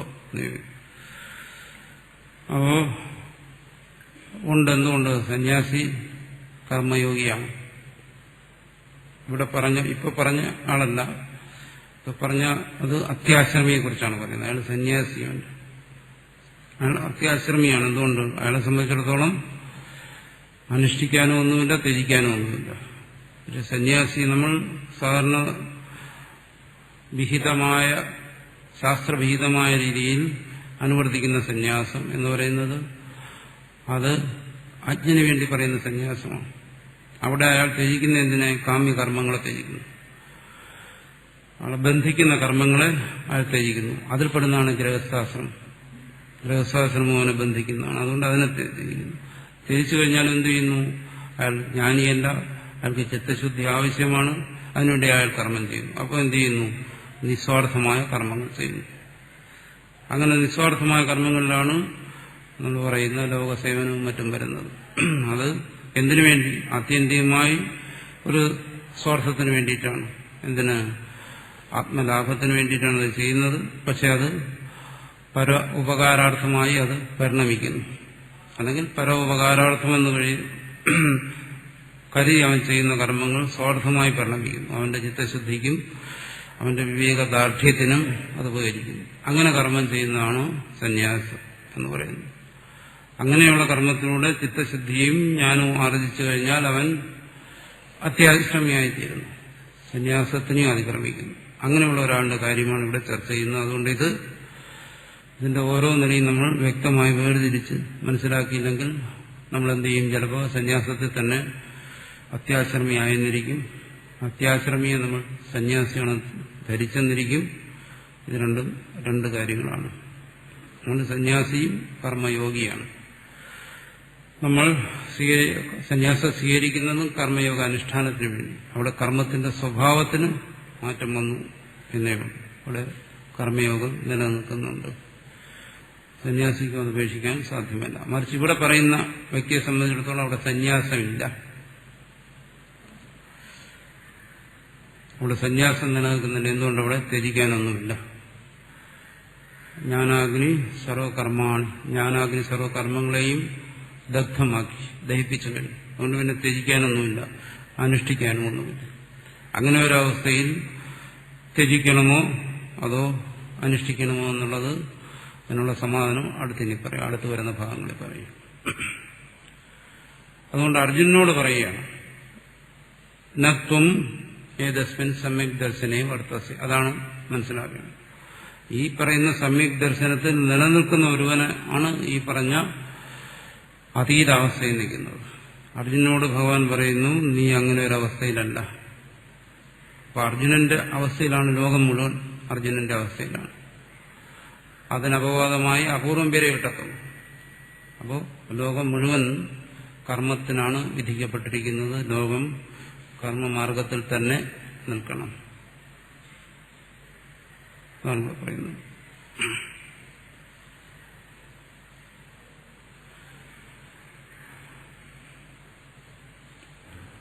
ഇനി ശ്ലോകത്തിൽ നോക്കുക. തസ്യ, അങ്ങനെയുള്ള ആത്മജ്ഞന് കൃതേന, കർമ്മം കൊണ്ട്, കൃതം എന്ന് വെച്ചാൽ ഇവിടെ കർമ്മമാണ്, കൃതി കർമ്മം, കർമ്മം കൊണ്ട് കശ്ചന അർത്ഥ നൈവ, യാതൊരു പ്രയോജനവും ഇല്ല. കർമ്മം കൊണ്ടവന് യാതൊരു പ്രയോജനവും ഇല്ല. ഇവിടെ ഈ ലോകത്തിൽ കർമ്മമണ്ഡലത്തിൽ അല്ലെങ്കിൽ വ്യാവഹാരിക ജീവിതത്തിൽ അകൃതേന, കർമ്മത്യാഗം കൊണ്ട്, സന്യാസം കൊണ്ടും കശ്ചന അർത്ഥഹന, അവന് യാതൊരു പ്രയോജനവും ഇല്ല. എന്തുകൊണ്ട്? അസ്യ, അവന് സർവഭൂതേഷു, ഒരു പ്രാണികളെ സംബന്ധിച്ചും കശ്ചിത് അർത്ഥം വ്യപാശ്രയ നാസ്തി, അവയെ അപേക്ഷിച്ച് എന്തെങ്കിലും നേടുക, അതാണ് അർത്ഥം വ്യപാശ്രയം. അല്ലെങ്കിൽ എന്തെങ്കിലും നേട്ടത്തിന് വേണ്ടി അവയെ അപേക്ഷിക്കുക എന്നുള്ളതും ഇല്ല. അർത്ഥവ്യപാശ്രയം, ഒരു പ്രയോജനത്തിന് വേണ്ടി ഒന്നിനെ ആശ്രയിക്കുക, അല്ലെങ്കിൽ ഒന്നിനെ ആശ്രയിച്ചിട്ട് സ്വാർത്ഥമായി എന്തെങ്കിലും നേടുക, അതുമില്ല. അത് സർവധർമ്മ അതീതമായ ഒരു നിലയാണ് ജ്ഞാനിയുടെ നില എന്ന് വ്യക്തമാക്കി തരാൻ വേണ്ടിയിട്ടാണ്. എന്നുവെച്ചാൽ നമ്മൾ ജ്ഞാനിയെ നമ്മുടെ ചെറിയ മനസ്സുകൊണ്ട്, നമ്മുടെ ചെറിയ അളവുകോലുകൾ കൊണ്ട് ഒരിക്കലും അളക്കരുത്. അതെപ്പോഴും ജ്ഞാനിയുടെ അല്ലെങ്കിൽ ജ്ഞാനത്തിന്റെ നില അതീതമാണ്. അത് ആണ് ഇവിടെ വ്യക്തമാക്കുന്നത്. നൈവ തസ്യ കൃതേനാർത്ഥോ നാകൃതേനേഹ കശ്ചന നചാസ്യ സർവഭൂതേഷു കശ്ചിത് അർത്ഥവ്യപാശ്രയഃ. അപ്പൊ ഈ ഒരു ആശയത്തെ മനസ്സിൽ വെച്ചുകൊണ്ട് വേണം മഹാത്മാക്കളുടെ പ്രവൃത്തികളെ നമ്മൾ നിരീക്ഷിക്കാൻ. മഹാത്മാക്കളുടെ പ്രവൃത്തികൾ നമ്മൾ നേരിട്ട് കാണുന്നുണ്ട്, കേൾക്കുന്നുണ്ട്. ഇപ്പൊ ഭഗവാന്റെ തന്നെ എടുത്തു കഴിഞ്ഞാൽ ഭഗവാൻ ചെയ്ത പല പ്രവൃത്തികളും നമ്മുടെ സാമാന്യ ബുദ്ധിക്ക്, അല്ല, ആ പ്രവൃത്തികളെയൊക്കെ ഒരു ചരിത്രമായിട്ട് നമ്മൾ എടുത്തു കഴിഞ്ഞാൽ നമ്മുടെ സാമാന്യ ബുദ്ധിക്കും യുക്തിക്കും യോജിക്കാത്ത പ്രവൃത്തികളാണ് ചെയ്തതായിട്ട് നമ്മൾ കാണുന്നത്. ആ പ്രവൃത്തികളെ നമ്മുടെ യുക്തിയുടെ തലത്തിൽ നമ്മൾ ഒരിക്കലും അത്തരം പ്രവൃത്തികളെ വിമർശിക്കാൻ പാടില്ല. വിമർശിച്ചാൽ ഒരിക്കലും അത്തരം പ്രവൃത്തിയുടെ പൊരുള് നമുക്ക് യുക്തിയുക്തമായി ബോധ്യപ്പെടത്തില്ല. എന്തുകൊണ്ട്? അവിടെ എന്താണ്, കൃതവും അകൃതവുമായ ഈ വ്യവഹാരിക തലത്തിനപ്പുറമാണ്. കർമ്മത്തിന്റെയും കർമാഭാവത്തിന്റെയും മറുകരയിൽ നിന്നുകൊണ്ടാണ് നമ്മൾ കാണുന്ന കർമ്മങ്ങൾ നടക്കുന്നത്. അതുകൊണ്ട് ഒരിക്കലും നമുക്ക് ഇത്തരം കാര്യങ്ങളെക്കുറിച്ച് എന്തുകൊണ്ട് അങ്ങനെ ചെയ്തു, എന്തുകൊണ്ട് ഇങ്ങനെ ചെയ്തു, അതെല്ലാം ലൗകികമാണോ അല്ല അതെല്ലാം അലൗകികമാണോ എന്നൊന്നും നമുക്ക് നിർണ്ണയിക്കാൻ മഹാത്മാക്കളുടെ പ്രവൃത്തിയെ ഒരു തരത്തിലും നമുക്ക് വിലയിരുത്താൻ കഴിയത്തില്ല. അതിനെക്കുറിച്ച് വിമർശിക്കാനും നമുക്ക് അവകാശമില്ല. അതാണ് പരമാർത്ഥം.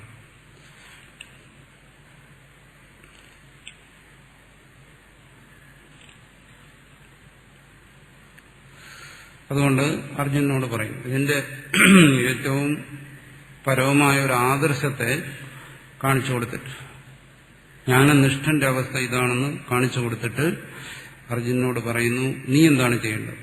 ജ്ഞാനനിഷ്ഠന്റെ അവസ്ഥ അതായിക്കൊള്ളട്ടെ, അത്തരം ഒരു അവസ്ഥയിൽ എത്തിച്ചേരുന്നതിന് വേണ്ടി എന്താണ് ചെയ്യേണ്ടത്? അതടുത്ത് പറയുന്നു. തസ്മാത് അസക്ത സതതം കാര്യം കർമ്മ സമാചര അസക്തോ ഹ്യാചരൻ കർമ്മ പരം ആപ്നോതി പൂരുഷഃ. അതായത് ഈ പറയുന്ന സർവ നിയമങ്ങൾക്കും അതീതനായിരിക്കുന്ന അതാണ് അതിന്റെ പരമമായ അവസ്ഥ. അപ്പൊ ആ അവസ്ഥയെ പ്രാപിക്കുന്നതിന് ആ ജ്ഞാനിയെ അനുകരിച്ചാണോ കർമ്മം ചെയ്യേണ്ടത്? അത് പാടില്ല എന്നാണ് ഇവിടെ പറയുന്നത്. ജ്ഞാനിയെ, മഹാത്മാക്കളെ അനുകരിച്ച് കർമ്മം ചെയ്യരുത്. ശ്രീകൃഷ്ണൻ ചെയ്തതുപോലെ ചെയ്യരുത് എന്നർത്ഥം. അതായത് ഇപ്പൊ ശ്രീകൃഷ്ണൻ കള്ളം പറഞ്ഞു, അതുകൊണ്ട് നമുക്കും കള്ളം പറയാൻ പാടില്ല. ശ്രീകൃഷ്ണൻ കള്ളം പറഞ്ഞായിട്ടാണല്ലോ നമ്മൾ പല സന്ദർഭങ്ങളും കാണും. അപ്പോൾ ആവശ്യത്തിന് വേണ്ടി വന്നാൽ നമുക്കും കുറച്ച് കള്ളം പറഞ്ഞുകൂടെ? ഇല്ല, ഒരിക്കലും പറയാൻ പാടില്ല. മരണം തന്നെ സംഭവിച്ചാലും കർമ്മം പറയാൻ പാടില്ല. അപ്പോൾ ഭഗവാനെ അനുകരിച്ച് ചെയ്യുമ്പോൾ നമ്മൾ ചിലപ്പോൾ നമുക്ക് സൗകര്യമുള്ള കാര്യങ്ങളായിരിക്കും അനുകരിക്കുന്നത്. അപ്പോൾ ഭഗവാന്റെ പ്രവൃത്തികളിൽ ചില കാര്യങ്ങൾ നമുക്കിഷ്ടമാണ്, അനുകരിക്കാൻ എളുപ്പമുള്ളതാണ്. ഗോവർദ്ധനത്തിന് കുടയായി പിടിച്ച് അതൊന്നും പറ്റത്തില്ല. പക്ഷെ നമുക്ക് സൗകര്യമുള്ള പല കാര്യങ്ങളുമുണ്ട് അവിടെ. അപ്പോൾ അതിനെയൊക്കെ അനുകരിച്ചിട്ട്, അങ്ങനെ അനുകരിച്ച് നമ്മുടെ സാധാരണ പ്രവൃത്തികളിൽ അതിനെയൊക്കെ കൊണ്ടുവന്നിട്ട് എളുപ്പത്തിൽ ഭഗവാനാകാൻ പറ്റും, അത് പാടില്ല എന്നാണ് പറയുന്നത്. അത് ചെയ്യാൻ പാടില്ല. അങ്ങനെ ഒരിക്കലും അനുകരിക്കാൻ പാടില്ല. അനുകരിച്ചാൽ ഭഗവാനാകത്തില്ല. ഭഗവാൻ കള്ളം പറഞ്ഞു, അതുകൊണ്ട് എന്തുകൊണ്ട് എനിക്കായിക്കൂടാ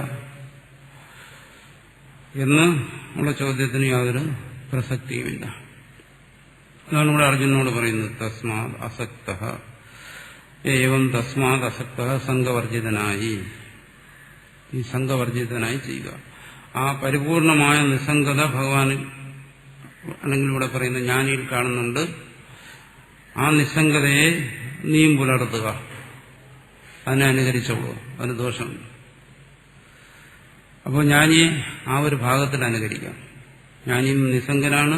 ഇവിടെ പറയുന്ന അർജുനനോട് പറയുന്നു, അജ്ഞനായിരിക്കുന്ന നീയും ആ നിസ്സംഗതയെ അനുകരിക്കുക. ആ നിസ്സംഗത എന്ന് പറയുന്നത് എന്താണ്? മനസ്സിന്റെ ആഗ്രഹങ്ങളെ ദൂരീകരിക്കുന്നതാണ് നിസ്സംഗത. പക്ഷേ നമ്മളെ ഭഗവാനെ അനുകരിക്കാൻ പ്രേരിപ്പിക്കുന്ന എന്തായിരിക്കും? ആഗ്രഹങ്ങളായിരിക്കും. നമുക്കെന്തെങ്കിലും സ്വാർത്ഥമായി എന്തെങ്കിലും നേടേണ്ടി വരുമ്പോഴാണ് നമ്മൾ കള്ളം പറയുന്നത്. അപ്പോൾ അസംഖ്യനായി കള്ളം പറയാൻ നമുക്ക് പറ്റത്തില്ല. എന്തുകൊണ്ട്? കള്ളം പറയാൻ പ്രേരിപ്പിച്ചത് തന്നെ ആഗ്രഹങ്ങളാണ്. അപ്പോൾ പിന്നെ എങ്ങനെ ഒരാൾക്ക് അസംഖ്യനായി കള്ളം പറയാൻ പറ്റും? ഒരാൾ എന്തെങ്കിലും വേണ്ടാതിനും ചെയ്തിട്ട് പറയണം, സാരമില്ല, ഞാൻ അസംഖ്യനാണ് എന്ന് പറഞ്ഞു കഴിഞ്ഞാൽ ഒരിക്കലും ശരിയാകത്തില്ല. എന്തുകൊണ്ട്? അയാളെ എന്തെങ്കിലും വേണ്ടാതിനും ചെയ്യാൻ പ്രേരിപ്പിച്ചത് ആഗ്രഹമാണ്. അപ്പൊ അസംഖ്യത ശീലിക്കുക എന്ന് പറഞ്ഞാൽ ആഗ്രഹത്തെ ത്യജിക്കുക എന്നുള്ളതാണ്. കർമ്മത്തോടുള്ള ആഗ്രഹം, കർമ്മഫലത്തോടുള്ള ആഗ്രഹം. കർമ്മഫലങ്ങൾ അനന്തമാണ്. ഏതിനോടെങ്കിലുമൊക്കെയുള്ള മനസ്സിന്റെ താല്പര്യം, ആ താല്പര്യത്തെയാണ്, ആഗ്രഹത്തെയാണ്, മനസ്സിന്റെ ഇച്ഛയാണ് ശക്തി എന്ന് പറയുന്നത്. അത് ഇച്ഛയാണ്, ഉത്കടമായ ആഗ്രഹമാണ് ശക്തി, ആ ശക്തി. അപ്പോ കർമ്മ ചെയ്യുമ്പോൾ, കർമ്മഫലത്തെ അനുഭവിക്കുമ്പോൾ ആഗ്രഹത്തെ ദൂരീകരിക്കണം. ആ ദൂരീകരിക്കുന്നതാണ് നിസ്സംഗത എന്ന് പറയുന്നത്. അല്ല കർമ്മത്തിലുള്ള ഉദാസീനതയല്ല. അതെങ്ങനെയെങ്കിലും ആയിക്കോട്ടെ, ഞാൻ കർമ്മയോഗിയാണ്, എങ്ങനെയെങ്കിലും ചെയ്താൽ മതി. പാകം ചെയ്യുമ്പോൾ അതിലുപ്പും മുളകൊന്നും വേണമെന്നില്ല, വേഗണമെന്നില്ല, എങ്ങനെയായാലും കർമ്മയോഗിയാണ്, നിസ്സംഗനാണ്. നിസ്സംഗനം എന്ന് വെച്ചാൽ നമ്മൾ ധരിച്ചിരിക്കുന്നത് എന്താണ്? ഉദാസീനനാണ്, അലസനാണ്, ഉത്തരവാദിത്വമില്ലാത്തവനാണ്. അങ്ങനെ ഇവിടെ ആ നിസ്സംഗത എന്ന് പറയുന്നത് എന്താണ്? മനസ്സിന് വിഷയങ്ങൾ അങ്ങോട്ട് വലിക്കുന്നുണ്ട്. മനസ്സിൽ ഉത്കടമായ രാഗമുണ്ട്. ആ രാഗത്തിന്റെ പ്രേരണ കൊണ്ട് വിഷയങ്ങളോട് തോന്നുന്ന അഭിനിവേശം, അത് ത്യജിക്കാനാണ് പറയുന്നത്. അതാണ് ആസക്തി. അപ്പൊ അങ്ങനെ ആസക്തനായി അത്തരം ഒരു രാഗം നേരത്തെ പറഞ്ഞല്ലോ. അതിനുവേണ്ടിയിട്ടാണ് നേരത്തെ പറഞ്ഞത് ആത്മജ്ഞൻ ആത്മതൃപ്തനാണ്, ആത്മരഥനാണ്, ആത്മതുഷ്ടനാണ് എന്ന് പറഞ്ഞാൽ ബാഹ്യമായി വരുന്ന ഒരു വിഷയാകർഷണവും ആത്മജ്ഞന്റെ അന്ധകരണത്തിലില്ല. അതിനെ അനുകരിക്കാൻ പറഞ്ഞിരിക്കുന്നു.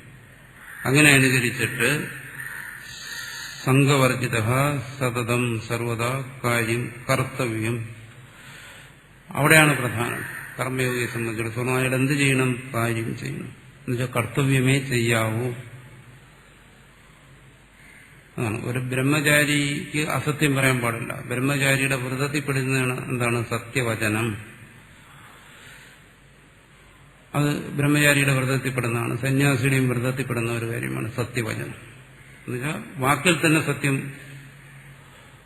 പുലർത്തുക, പ്രവൃത്തിയിൽ സത്യം കാണിക്കുക, ചിന്തയിൽ സത്യം വരിക, ഇതൊക്കെ വ്രതമാണ്. അപ്പോൾ അതാണ് ബ്രഹ്മചാരിയുടെ സന്യാസിയുടെയൊക്കെ കർത്തവ്യമായിരിക്കുന്നത്. അപ്പോൾ ആ കർത്തവ്യമാണ് എല്ലാ ആഗ്രഹങ്ങളെയും ത്യജിച്ചിട്ട് അനുഷ്ഠിക്കാൻ പറയുന്നത്. അപ്പോൾ അത് കർത്തവ്യമായിരിക്കെ എങ്ങനെ ഒരു ബ്രഹ്മചാരിക്ക് കള്ളം പറയാൻ പറ്റും? ഭഗവാൻ കള്ളം പറഞ്ഞിട്ടുണ്ട് പല സന്ദർഭങ്ങളിലും. അർജുനനെ യുദ്ധത്തിൽ ജയിപ്പിക്കാൻ വേണ്ടി കള്ളം പറഞ്ഞു. അത് പല സന്ദർഭങ്ങളിലും പറഞ്ഞു. അതുപോലെ എന്തുകൊണ്ട് നമുക്കും കുറച്ചൊക്കെ ആയിക്കൂടാ? ഭഗവാനെ നമുക്ക് മാതൃകയാക്കിക്കൂടെ എന്ന് ചോദിക്കാൻ പറ്റില്ല. എന്തുകൊണ്ട്? കാരണം ഭഗവാനെ സംബന്ധിച്ചിടത്തോളം അവിടെ കർത്തവ്യമില്ല, അകർത്തവ്യവുമില്ല. അതേസമയം ഇവിടെ ബ്രഹ്മചാരി സന്യാസി എന്ന് പറയുമ്പോൾ എന്താണ്? അവന് കർത്തവ്യമുണ്ട്. അവൻ വിഹിതമായ മാർഗത്തിൽ സഞ്ചരിക്കുന്നവനാണ്, വിധി നിഷേധങ്ങൾക്ക് അധീനനായി സഞ്ചരിക്കുന്നവനാണ്. അതുകൊണ്ട് അവന് കള്ളം പറയാൻ, തല പോയാലും കള്ളം പറയാൻ അവന് അധികാരമില്ല, അവകാശമില്ല. ഇത് ഞാനൊരു ഉദാഹരണമായിട്ടെടുത്തതാണ്. പലരും പറഞ്ഞ് ഞാനിങ്ങനെ കേട്ടിട്ടുണ്ട്. എന്താണ്?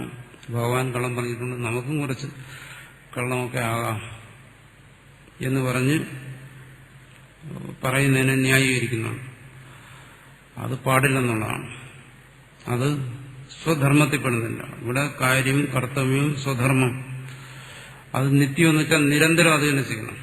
എന്നാൽ കുറച്ച് സമയം കള്ളം പറയുക, പിന്നെ സത്യം പറയുക, അല്ലെങ്കിൽ ഏതെങ്കിലും നല്ല കാര്യം നേടാൻ വേണ്ടി കുറച്ച് കള്ളം പറയുക, ഇതൊന്നും ഇവിടെ അനുവദിച്ചിട്ടില്ല. അതെല്ലാം പാപാചരണമായി തീരും എന്നാണ്. ചില ചോദിക്കും, എന്തെങ്കിലും ഒരു നല്ല കാര്യങ്ങൾ നേടാൻ വേണ്ടിയിട്ട് എന്തുകൊണ്ട് കുറച്ച് കള്ളം പറഞ്ഞുകൂടാ, അങ്ങനെ പറയും.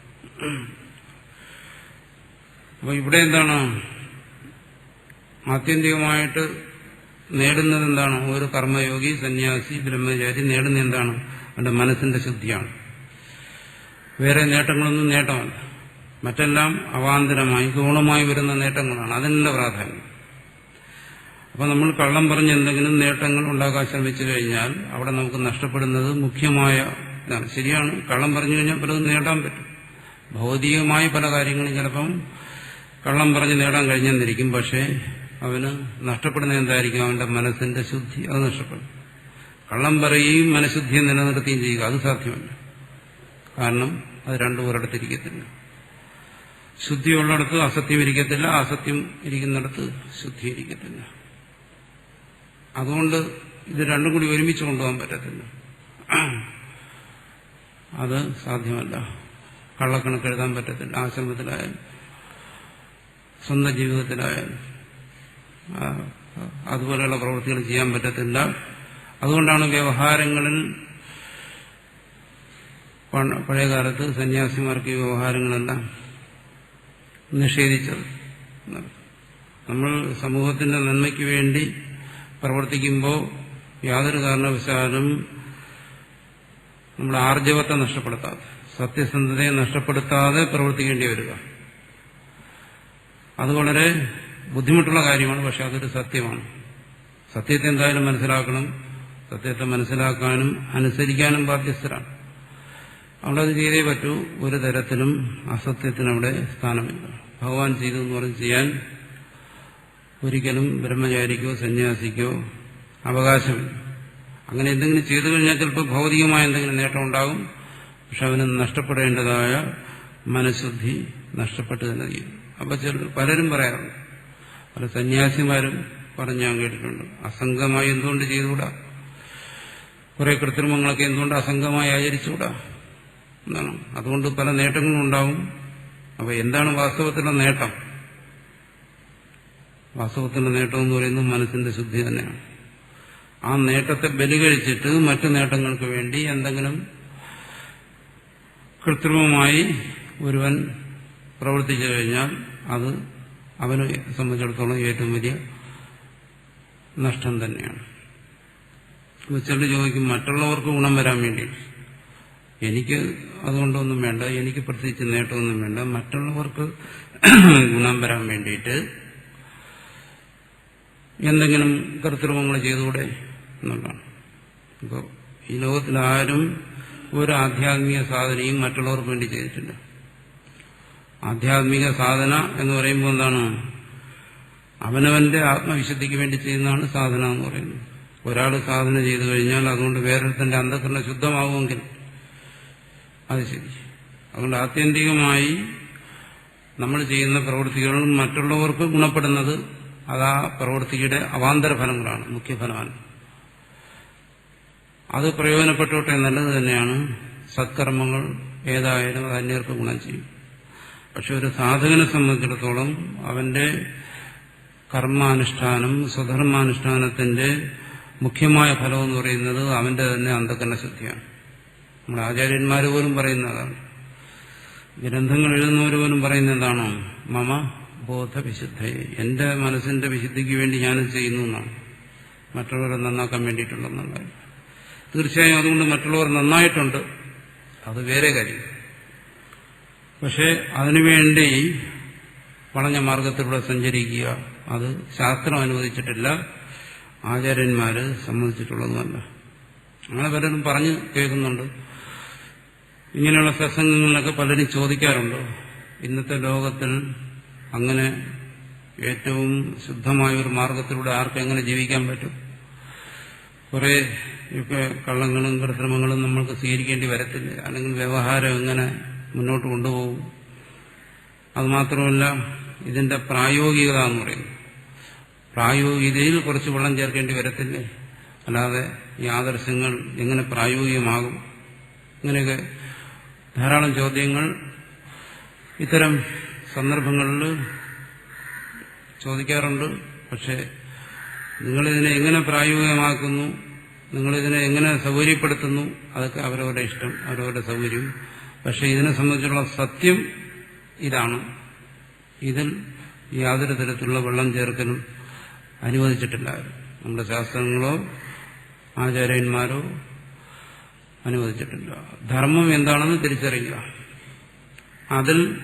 അതിനെ അതായി തന്നെ അനുഷ്ഠിക്കുക എന്നുള്ളതാണ്. അതുകൊണ്ട് ചിലപ്പം ഭൗതികമായ നഷ്ടങ്ങൾ ഉണ്ടായിരിക്കും. ഉണ്ടായാൽ ആ നഷ്ടങ്ങളെ അംഗീകരിക്കുക.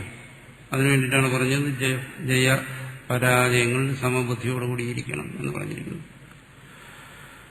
അല്ലെങ്കിൽ അങ്ങനെ ഒരു പ്രവൃത്തി അധാർമികമായി ചെയ്യാൻ കഴിയൂ, എന്നാലേ ആ പ്രവൃത്തി പൂർത്തിയാകുമെന്ന് തോന്നുകയാണെങ്കിൽ ആ പ്രവൃത്തി അധർമ്മമാണ്.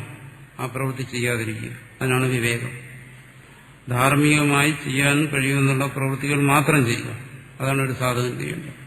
അധാർമികമായി ഒരു പ്രവൃത്തി ചെയ്യേണ്ടി വന്നു കഴിഞ്ഞാൽ അത് എത്ര പ്രായോഗികമാണെങ്കിലും ശരി, അത്തരൊരു പ്രായോഗികത ആവശ്യമില്ല. കർത്തവ്യമായിട്ടുള്ളതേ ചെയ്യാൻ പാടുള്ളൂ.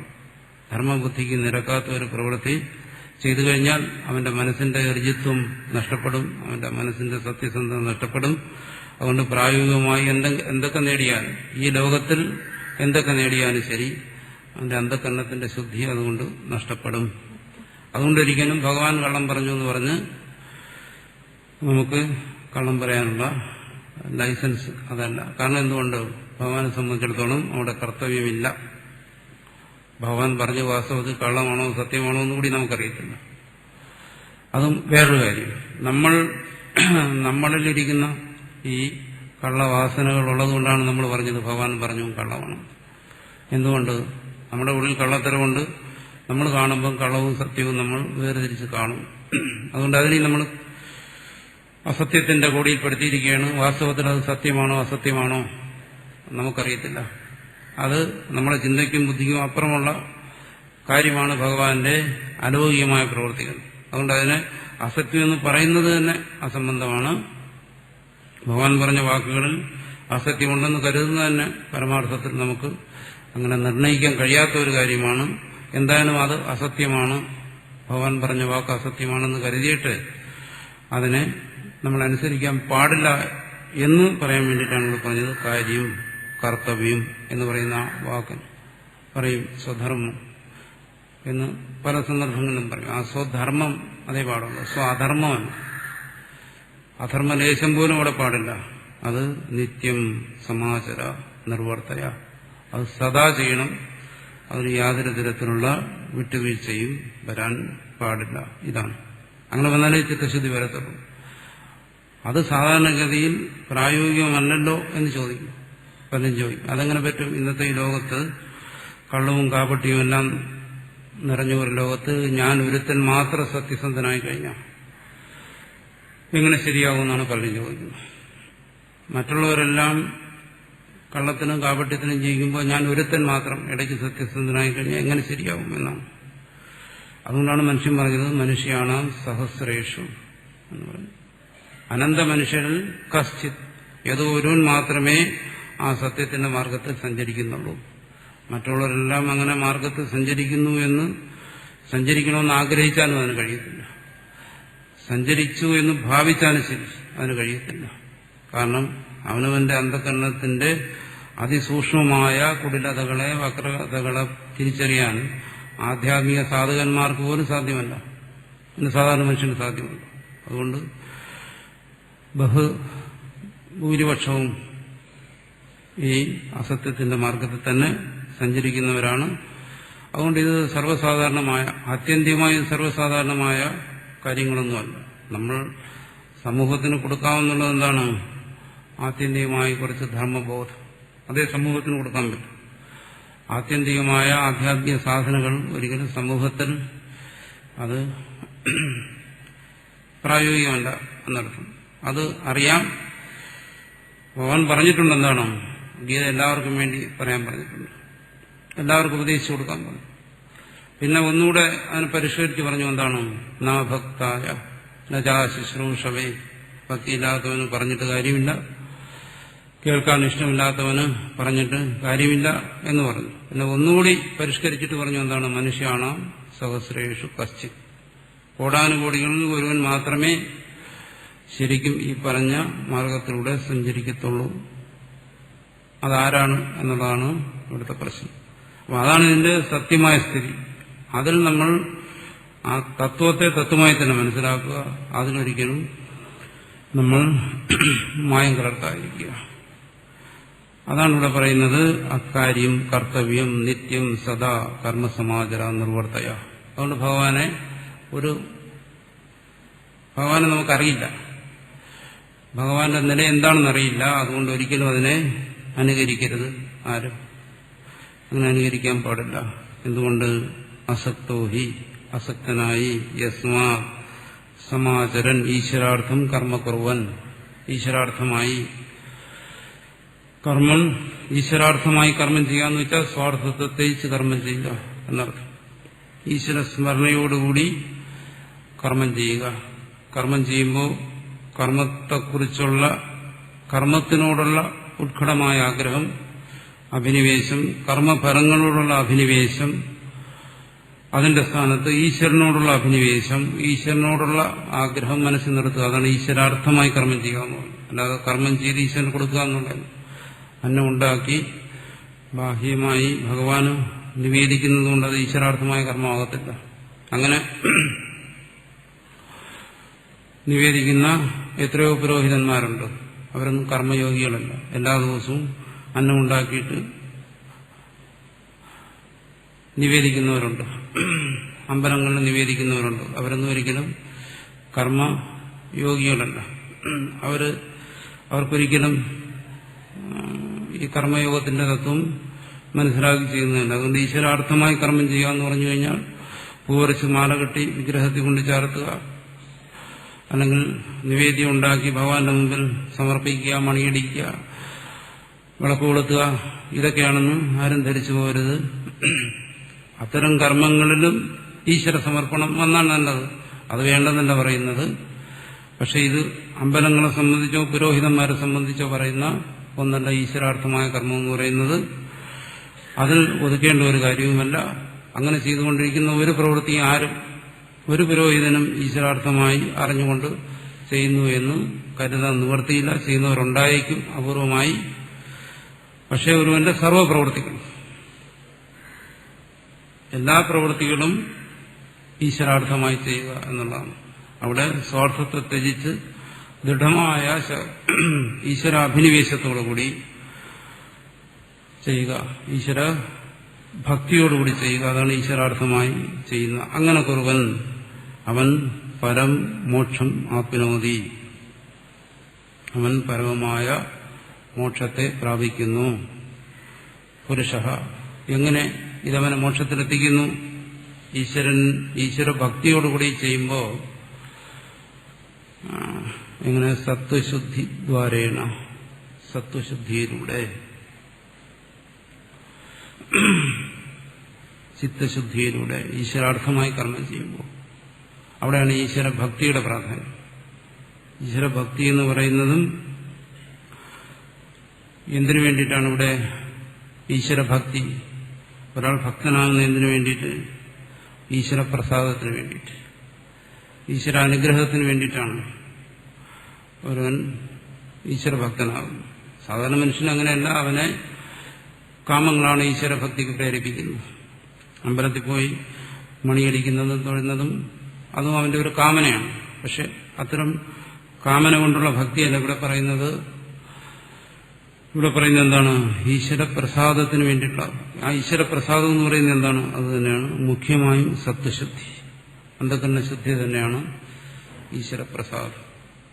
ആ അന്ധകരണത്തിന്റെ മാലിന്യങ്ങളെ ഒരു കർമ്മയോഗി നീക്കുമ്പോൾ എന്ത് ചെയ്യുന്നു? അത് ഈശ്വരപ്രസാദമായി, ഈശ്വരന്റെ ഒരു വരദാനമായി അവന് കിട്ടുന്നു. അതിനുള്ള മാലിന്യങ്ങളെ നീക്കം ചെയ്യുന്നതിന് ഈശ്വരൻ തന്നെ അവനെ സഹായിക്കും. അതെങ്ങനെയാണ് ഈശ്വരൻ വന്ന് മാലിന്യത്തെ നീക്കം ചെയ്യുന്നത്? കാരണം അവന്റെ ഒരു കർമ്മയോഗിക്ക് ആ കർമ്മയോഗം അനുഷ്ഠിക്കുന്നതിന് ദേശം, കാലം, അവസ്ഥ ഇതെല്ലാം അനുകൂലമായിരിക്കും. അപ്പൊ ദേശകാലങ്ങളൊന്നും തന്റെ നിയന്ത്രണത്തിലല്ല, ജീവന്റെ നിയന്ത്രണത്തിലല്ല. ദേശകാലങ്ങൾ, അവസ്ഥ ഇതെല്ലാം ഈശ്വരന്റെ നിയന്ത്രണത്തിലാണ്. അപ്പൊ ഈ ദേശകാല അവസ്ഥകളെല്ലാം അനുകൂലമാക്കി കൊടുക്കുക, അതാണ് ഈശ്വരൻ ചെയ്യുന്നത്.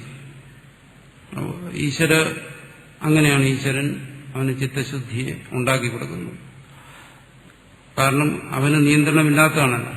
വാസ്തവത്തിൽ ജീവന് കർമ്മത്തിൽ നിയന്ത്രണമില്ല, കർമ്മഫലത്തിൽ നിയന്ത്രണമില്ല. അപ്പോൾ ഈ കർമ്മവും കർമ്മഫലവും രൂപപ്പെടുന്നത് ദേശകാല അവസ്ഥകൾക്കനുസരിച്ചിട്ടാണ്.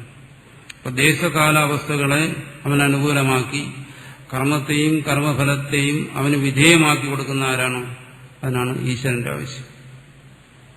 അതുകൊണ്ടാണ് പറഞ്ഞത് ഈശ്വര ബോധമുള്ളവനും ഈശ്വരഭക്തി ഉള്ളവനുമേ കർമ്മയോഗം സാധ്യമാകും, അല്ലാത്തവനൊന്നും കർമ്മയോഗം സാധ്യമല്ല. അതുകൊണ്ട് ഈശ്വരഭക്തിയിലൂടെ മുക്തി സാധ്യമാകും, ഭക്തിയിലൂടെ മാത്രമേ മുക്തി സാധ്യമാകൂ എന്നും നമ്മുടെ ആചാര്യന്മാര്, അതുപോലെ ഭാഷ്യകാരനും പറയും. പക്ഷെ ചിലർ ഇത് മനസ്സിലാക്കാതെ ചില പണ്ഡിതന്മാർ തന്നെ, വിഡ്ഢികളായ ചില പണ്ഡിതന്മാർ പറയുന്നുണ്ട് ഭക്തി ആവശ്യമില്ല, ഭക്തി കൊണ്ട് മോക്ഷം കിട്ടത്തില്ല. അങ്ങനെ പറയുന്നവർ ഈ കാലത്തുമുണ്ട്. പണ്ഡിതന്മാരാണ്, പക്ഷെ വിഡ്ഢികളാണ്, പറഞ്ഞിട്ട് കാര്യമില്ല. അപ്പോ ഇവിടെ അതല്ല. ഇവിടെ പറയുന്നത് ഭാഷ്യകാരൻ പറയുന്നു, ഗീതാകാരൻ പറയുന്നു ഈശ്വരാർത്ഥം. ഈശ്വരാർത്ഥം എന്ന് പറയുമ്പോൾ അവിടെ ഈശ്വരഭക്തി വന്നു കഴിഞ്ഞു. അതാണ് മുക്തിക്കുള്ള മുഖ്യമായ ഉപായം. അതുതന്നെയാണ്. അതിന് ഒരു ശാസ്ത്രകാരന്മാരും അദ്വൈതിയും എതിർക്കുന്നില്ല. അപ്പോൾ ചില ചോദിക്കും, ചില പണ്ഡിതന്മാരും ചോദിക്കുന്നതാണ്, എന്നാൽ പിന്നെ എന്താണ് ജ്ഞാനം? ജ്ഞാനം കൊണ്ടേ മോക്ഷം സാധ്യമാകൂ എന്ന് പറഞ്ഞിട്ടുണ്ടല്ലോ. ജ്ഞാനം കൊണ്ടേ മോക്ഷം സാധ്യമാകൂ എന്ന് പറയുന്നിടത്ത് ഒരിടത്തും ഭക്തി കൊണ്ട് മോക്ഷം സാധ്യമാകത്തില്ല എന്ന് പറഞ്ഞിട്ടില്ല. ശങ്കരാചാര്യ എഴുതിയിട്ടുള്ള ഭാഷ്യം മൊത്തം പരിശോധിച്ച് നോക്കുക, ഒരു സ്ഥലത്തും ഭക്തിയെ നിഷേധിച്ചിട്ടില്ല. എന്തുകൊണ്ടാണ്? ശങ്കരാചാര്യരെ സംബന്ധിച്ചിടത്തോളം ഈ ജ്ഞാനവും ഭക്തിയും രണ്ടല്ല, ഒന്ന് തന്നെ. രണ്ടല്ല. ശങ്കരാചാര്യരെ സംബന്ധിച്ചിടത്തോളം ഈ വിഷയഭക്തി അതിനാണ് നിഷേധിച്ചിരിക്കുന്നത്. വിഷയകാമന അതൊരു ഭക്തിയാണ്, അതിനെ നിഷേധിച്ചിട്ടുണ്ട്. മറിച്ച് ഈശ്വര ഭാവന, ഈശ്വരബോധം, അതുതന്നെയാണ് ശങ്കരാചാര്യരെ സംബന്ധിച്ചിടത്തോളം ഭക്തി. അതുകൊണ്ട് ഒരിക്കലും ഭക്തിയെ ശങ്കരാചാര്യർ നിഷേധിച്ചിട്ടില്ല. അസമയം കർമ്മത്തെ നിഷേധിച്ചിട്ടുണ്ട്, യോഗത്തെ നിഷേധിച്ചിട്ടുണ്ട്, എല്ലാം നിഷേധിച്ചിട്ടുണ്ട്. പക്ഷെ ഒരു സ്ഥലത്തും ഭക്തിയെ ശങ്കരാചാര്യർ അദ്വൈതത്തിൽ നിഷേധിക്കുന്നില്ല. ശങ്കരാചാര്യരിൽ ഒരു അദ്വൈതിയും നിഷേധിക്കുന്നില്ല. എന്തിന്? ഒരു സാധനാമാർഗത്തിലും നിഷേധിക്കുന്നില്ല. അത്തരം ഈ പറയുന്ന തരത്തിൽ ഭക്തിയെക്കുറിച്ച് കൂടുതൽ ചർച്ച ചെയ്യാത്ത ഒന്നാണ് യോഗശാസ്ത്രം. യോഗശാസ്ത്രത്തിൽ പോലും ഭക്തിയെ നിഷേധിച്ചിട്ടില്ല. എന്തുകൊണ്ട്? ഈശ്വര പ്രണിധാനാത്മ. അവിടെ ഈശ്വര പ്രണിധാനത്തെക്കുറിച്ച് പറയാൻ ഒരു സൂത്രം തന്നെ പ്രത്യേകിച്ചുണ്ട്. അതിനവിടെ വലിയ പ്രാധാന്യമൊന്നും കൊടുക്കുന്നില്ല, എന്നാലും ഭക്തിയെ നിഷേധിക്കുന്നില്ല. അതുകൊണ്ട് ഈശ്വര ബോധമില്ലാതെ, ഈശ്വരഭക്തിയില്ലാതെ ഒരാൾക്കും കർമ്മയോഗം സാധ്യമല്ല. അതുകൊണ്ട് ഇവിടെ പറയുന്നു ഈശ്വരാർത്ഥം കർമ്മകുർവൻ, ഈശ്വരാർത്ഥമായി കർമ്മത്തെ ചെയ്യുന്നവൻ പരം മോക്ഷം ആപ്നോതി സത്വശുദ്ധി ദ്വാരേണ. പക്ഷെ ഈ അദ്വൈത സിദ്ധാന്തത്തെ ശങ്കരാചാര്യരുടെ ഭാഗികമായിട്ട് മനസ്സിലാക്കിയിട്ട് പല പണ്ഡിതമന്യന്മാരും ഇതിനെ നിഷേധിക്കുന്നു. അതവരുടെ വിവരക്കേട് എന്നില്ല. നമുക്കതിനെക്കുറിച്ച് എന്തു പറയാനാണ്? അത് ഈശ്വരൻ ക്രമേണ അവർക്ക് ഈ ബോധം കൊടുക്കും. എന്തായാലും അത് കുറെ ഇങ്ങോട്ട് വന്നല്ലോ. അതുകൊണ്ട് കുറച്ച് കഴിയുമ്പോൾ അവർക്ക് ഈശ്വരൻ മനസ്സിൽ ഈ ഭക്തിയെ കൊടുക്കുമ്പോൾ അവർക്ക് മനസ്സിലാവും ഈശ്വരഭക്തിയാണ് ഇതിനുള്ള മുഖ്യമായ ഉപായം. ഈശ്വരഭക്തിയും ഈശ്വരബോധവും തമ്മിൽ യാതൊരു വ്യത്യാസമില്ല എന്ന് മനസ്സിലാവും. അതുകൊണ്ട് നമ്മുടെ പൂർവാചാര്യന്മാർ. അതുപോലെ തന്നെ നമ്മുടെ അദ്വൈതത്തിന്റെ സമ്പ്രദായത്തിൽ, അദ്വൈതത്തിനൊരു സമ്പ്രദായമുണ്ട്. ഇതിനൊരു അധ്യയന പരമ്പരയുണ്ട്. ഈ സമ്പ്രദായങ്ങളിലൊന്നും ഒരിടത്തും ഭക്തിയെ നിഷേധിക്കുന്നില്ല.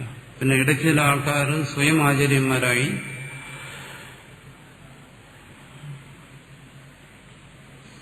പുസ്തകങ്ങളെല്ലാം വാങ്ങി തനിയെ വായിച്ച് പഠിച്ച് അദ്വൈതം മറ്റുള്ളവരെ പഠിപ്പിച്ച് ഗുരുക്കന്മാരായിട്ടുള്ള ചിലരുണ്ട്. അവരാണ് ഈ ഭക്തിയും മറ്റും നിഷേധിക്കുന്നത്. അതൊരിക്കലും അദ്വൈതത്തിന്റെ സിദ്ധാന്തമേ അല്ല. അത് ഈ ഭാഗങ്ങളിൽ അത് വ്യക്തമാണ്.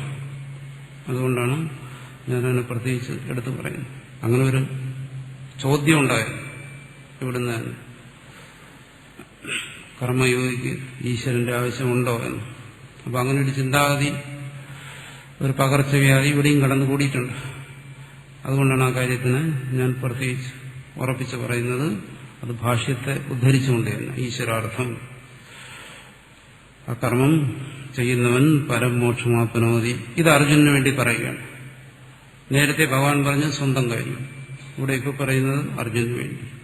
അപ്പോൾ സ്വന്തം കാര്യത്തെ ഭഗവാൻ പറയുന്നത് ഒരു മാതൃകയാക്കാൻ വേണ്ടിയിട്ടാണ്. പക്ഷെ എല്ലാ കാര്യങ്ങളിലുമല്ല, ചില കാര്യങ്ങളെ മാതൃകയാക്കാൻ പറ്റും, ചില കാര്യങ്ങൾ മാതൃകയാക്കാൻ പറ്റത്തില്ല. കാര്യം എന്തുകൊണ്ട്? ഈ പറയുന്നതെല്ലാം നമുക്ക് മനസ്സിലാകത്തില്ല. അതുകൊണ്ട് തന്നെ മനസ്സിലാക്കുന്ന ഭാഗങ്ങൾ മാത്രം മാതൃകയാക്കുക, മനസ്സിലാകാത്ത ഭാഗങ്ങളെ ഒരിക്കലും മാതൃകയാക്കി സ്വീകരിക്കാതിരിക്കുക. ഇനി ആ ശ്ലോകത്തിൽ നോക്കുക. തസ്മാ, അതുകൊണ്ട്,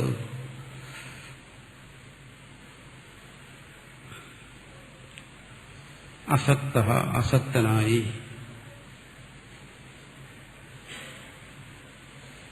അസക്തനാകുക എന്ന് പറഞ്ഞാൽ അതിന്റെ അർത്ഥം ഇതാണ്: ആഗ്രഹങ്ങളില്ലാത്തവനായി ആണ് ആസക്തൻ എന്ന് പറയുന്നതിന്റെ അർത്ഥം. സതതം, നിരന്തരം,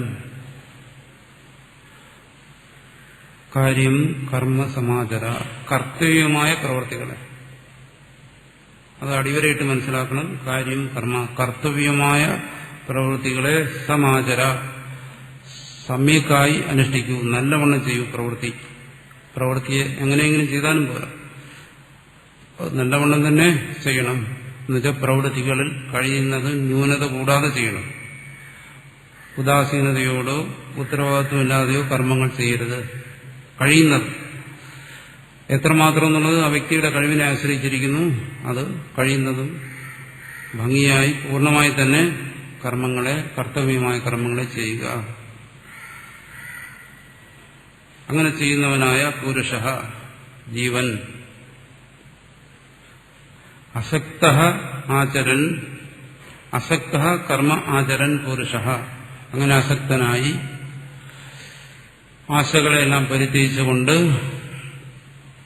കർമ്മത്തെ ആചരൻ അനുഷ്ഠിക്കുന്നവനായ മനുഷ്യൻ പരം ആപ്നോതി, മോക്ഷത്തെ പ്രാപിക്കുന്നു.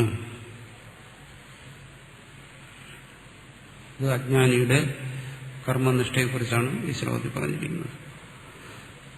തസ്മാത് അസക്ത സതതം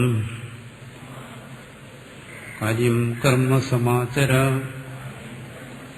അസക്തോ ഹ്യാചരൻ കർമ്മ പരം ആപ്നോതി പുരുഷഃ.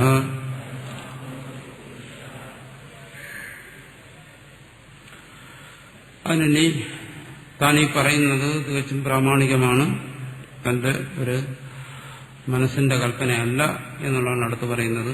കർമ്മണൈവ ഹി സംസിദ്ധിം അസ്ഥിതാജനകാദയഃ ലോകസംഗ്രഹമേവാപി സംപശ്യൻ കർത്തുമർഹസി. യസ്മാസ കർമ്മണൈവ, കർമ്മണൈവ ഹി യസ്മാത് പൂർവേ ക്ഷത്രിയാഃ വിദ്വാംസഃ സംസിദ്ധിം മോക്ഷം ഗന്തുമാസ്ഥിതാഃ പ്രവൃത്താഃ. കർമ്മണൈവ ഹി, കർമ്മം കൊണ്ട് തന്നെ, യസ്മാത് പൂർവേ, പൂർവ്വകാലങ്ങളിൽ ക്ഷത്രിയന്മാർ, ക്ഷത്രിയന്മാരായിട്ടുള്ള രാജാക്കന്മാർ. അർജുനനിവിടെ ക്ഷത്രിയനാണ്. അർജുനെ പോലെയുള്ള ക്ഷത്രിയന്മാരായ വിദ്വാംസഃ, വിദ്വാൻമാർ,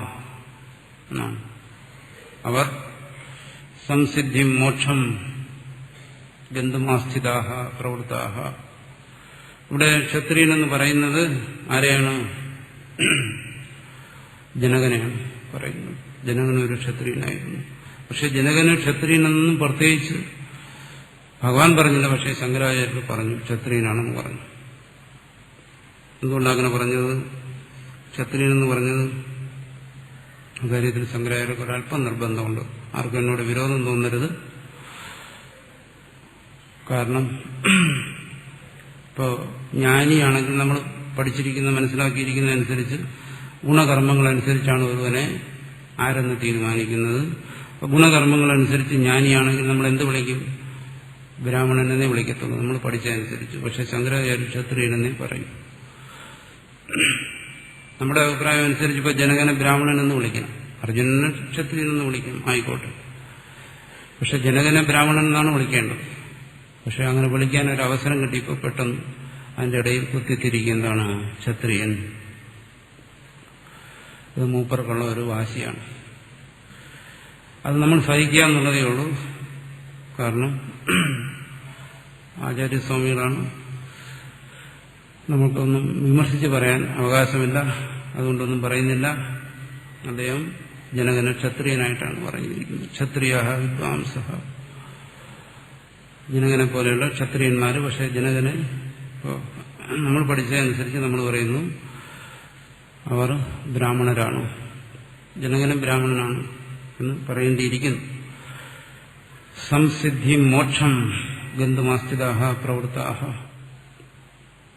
അവരെന്ത് ചെയ്തു? മോക്ഷം ഗന്ധം, മോക്ഷത്തെ പ്രാപിക്കുന്നതിന് പ്രവൃത്താഹ എന്നൊക്കെയാണ്. അതായത് ഇവിടെ ഭാഷ്യകാരൻ പറയുന്നത്, മുമ്പ് ചില ക്ഷത്രിയന്മാര് വിദ്വാൻമാര് ജനകനെ പോലെയുള്ളവർ മുമ്പും പറഞ്ഞു സംസിദ്ധിം മോക്ഷം ഗന്ധം, മോക്ഷത്തെ പ്രാപിക്കുന്നതിന് അവർ പ്രവർത്തിച്ചിട്ടുണ്ട് എന്നാണ്. എങ്ങനെ? കർമ്മം കൊണ്ട് തന്നെ എന്നാണ്. അപ്പൊ ശങ്കരാചാര്യന്റെ സിദ്ധാന്തമനുസരിച്ച് ജ്ഞാനം കൊണ്ടാണ് മോക്ഷത്തിന് വേണ്ടി പ്രവർത്തിക്കേണ്ടത്. പക്ഷേ ജനകനും മറ്റും എന്താണ്? കർമ്മം കൊണ്ട് മോക്ഷത്തെ പ്രാപിച്ചു എന്നാണ്. കർമ്മണൈവ എന്നാണ് ഇവിടെ ഗീതാകാരൻ തർപ്പിച്ച് പറഞ്ഞിരിക്കുകയാണ്. കർമ്മം കൊണ്ട് തന്നെ. ഏവ എന്ന് പറഞ്ഞ എന്തുകൊണ്ട്? കർമ്മം കൊണ്ട് തന്നെ എന്ന് പറഞ്ഞാൽ ഏവകാരം എന്തിനുപയോഗിച്ചു? കർമ്മത്തെ ഉപേക്ഷിക്കാതെ തന്നെ. കർമ്മത്തെ ഉപേക്ഷിച്ചതേ ഇല്ല. കർമ്മത്തെ ഉപേക്ഷിക്കാതെ കർമ്മം കൊണ്ട് തന്നെ അത് പ്രാപിച്ചു. പ്രവൃത്താഹ കേ ജനകാദേഹ, ജനക അശ്വപതി പ്രഭൃതേഹ, ജനകൻ അശ്വപതി എന്നൊക്കെ പറയുന്ന രാജാക്കന്മാരെ കുറിച്ച് ഇതിഹാസങ്ങളിലും മറ്റും പറയുന്നുണ്ട്. അങ്ങനെയുള്ള രാജാക്കന്മാര് കർമ്മം കൊണ്ട് തന്നെ മോക്ഷത്തെ പ്രാപിക്കുന്നതിന് പ്രവർത്തിച്ചു എന്നാണ്. എന്നുവെച്ചാൽ കർമ്മത്തെ ത്യജിക്കാതെ എന്നുള്ളതാണ്. മോക്ഷത്തിനു വേണ്ടി പ്രവർത്തിക്കുന്നവൻ കർമ്മത്തെ ത്യജിക്കണമോ? ആ മാർഗത്തിൽ ഇവിടെ ഭഗവാൻ പറയുന്നത് ത്യജിക്കണമെന്ന് നിർബന്ധമില്ല. ഇപ്പൊ അർജുനൻ ത്യജിച്ചതുപോലെ ത്യജിക്കേണ്ട, കർമ്മം കൊണ്ട് തന്നെ എന്നാണ്. എന്ന് പറഞ്ഞപ്പോ ആചാര്യസ്വാമിക്ക് ഒരു സമാധാനമില്ല. ഇത്രയും വ്യാഖ്യാനിച്ചു കഴിഞ്ഞു. അതുകൊണ്ട് പറയുന്നു യദിതേ പ്രാപ്ത സമ്യക് ദർശനാഹ തതഃ ലോകസംഗ്രഹാർത്ഥം പ്രാരബ്ധകർമ്മത്വാ കർമ്മണാ സഹ ഏവ അസന്യസ്യ ഏവ കർമ്മസംസിദ്ധിം ആസ്ഥിതാഹ ഇത്യർത്ഥഃ. ആചാര്യസ്വാമികൾ പറയുന്നു യദിതേ പ്രാപ്ത സമ്യക് ദർശനാഹ, ഇവരെല്ലാം ജ്ഞാനനിഷ്ഠന്മാരായിരുന്നു. കർമ്മ ഇരുന്നോട്ടെ, അതേ ഉപേക്ഷിച്ചോട്ടെ, അത് വിഷയമല്ല. അവർ ജ്ഞാനനിഷ്ഠന്മാരായിരുന്നു എങ്കിൽ തഥ അതുകൊണ്ട് ലോകസംഗ്രഹാർത്ഥം, ലോകസംഗ്രഹത്തിനു വേണ്ടി, ലോക നന്മയ്ക്ക് വേണ്ടി പ്രാരബ്ധ കർമ്മത്വാ, അവരുടെ കർമ്മങ്ങൾ പ്രാരബ്ധകർമ്മമായിരുന്നത് അങ്ങനെയുള്ള കർമ്മണാ സഹ ഏവ, ആ കർമ്മങ്ങളോടൊപ്പം തന്നെ. എന്ന് വെച്ചാൽ എന്താണ്? ആ സന്യസീവ, അവരുടെ ആ ജീവിതത്തിൽ സന്യാസം എന്ന് പറയുന്ന ഒന്ന് കാണുന്നില്ല. കർമ്മങ്ങളെ ത്യജിക്കാതെ തന്നെ എന്ത് ചെയ്തു? കർമ്മസംസിദ്ധിം ആസ്ഥിതാഹ, അവർ കർമ്മസംസിദ്ധിയെ പ്രാപിച്ചു എന്നർത്ഥം.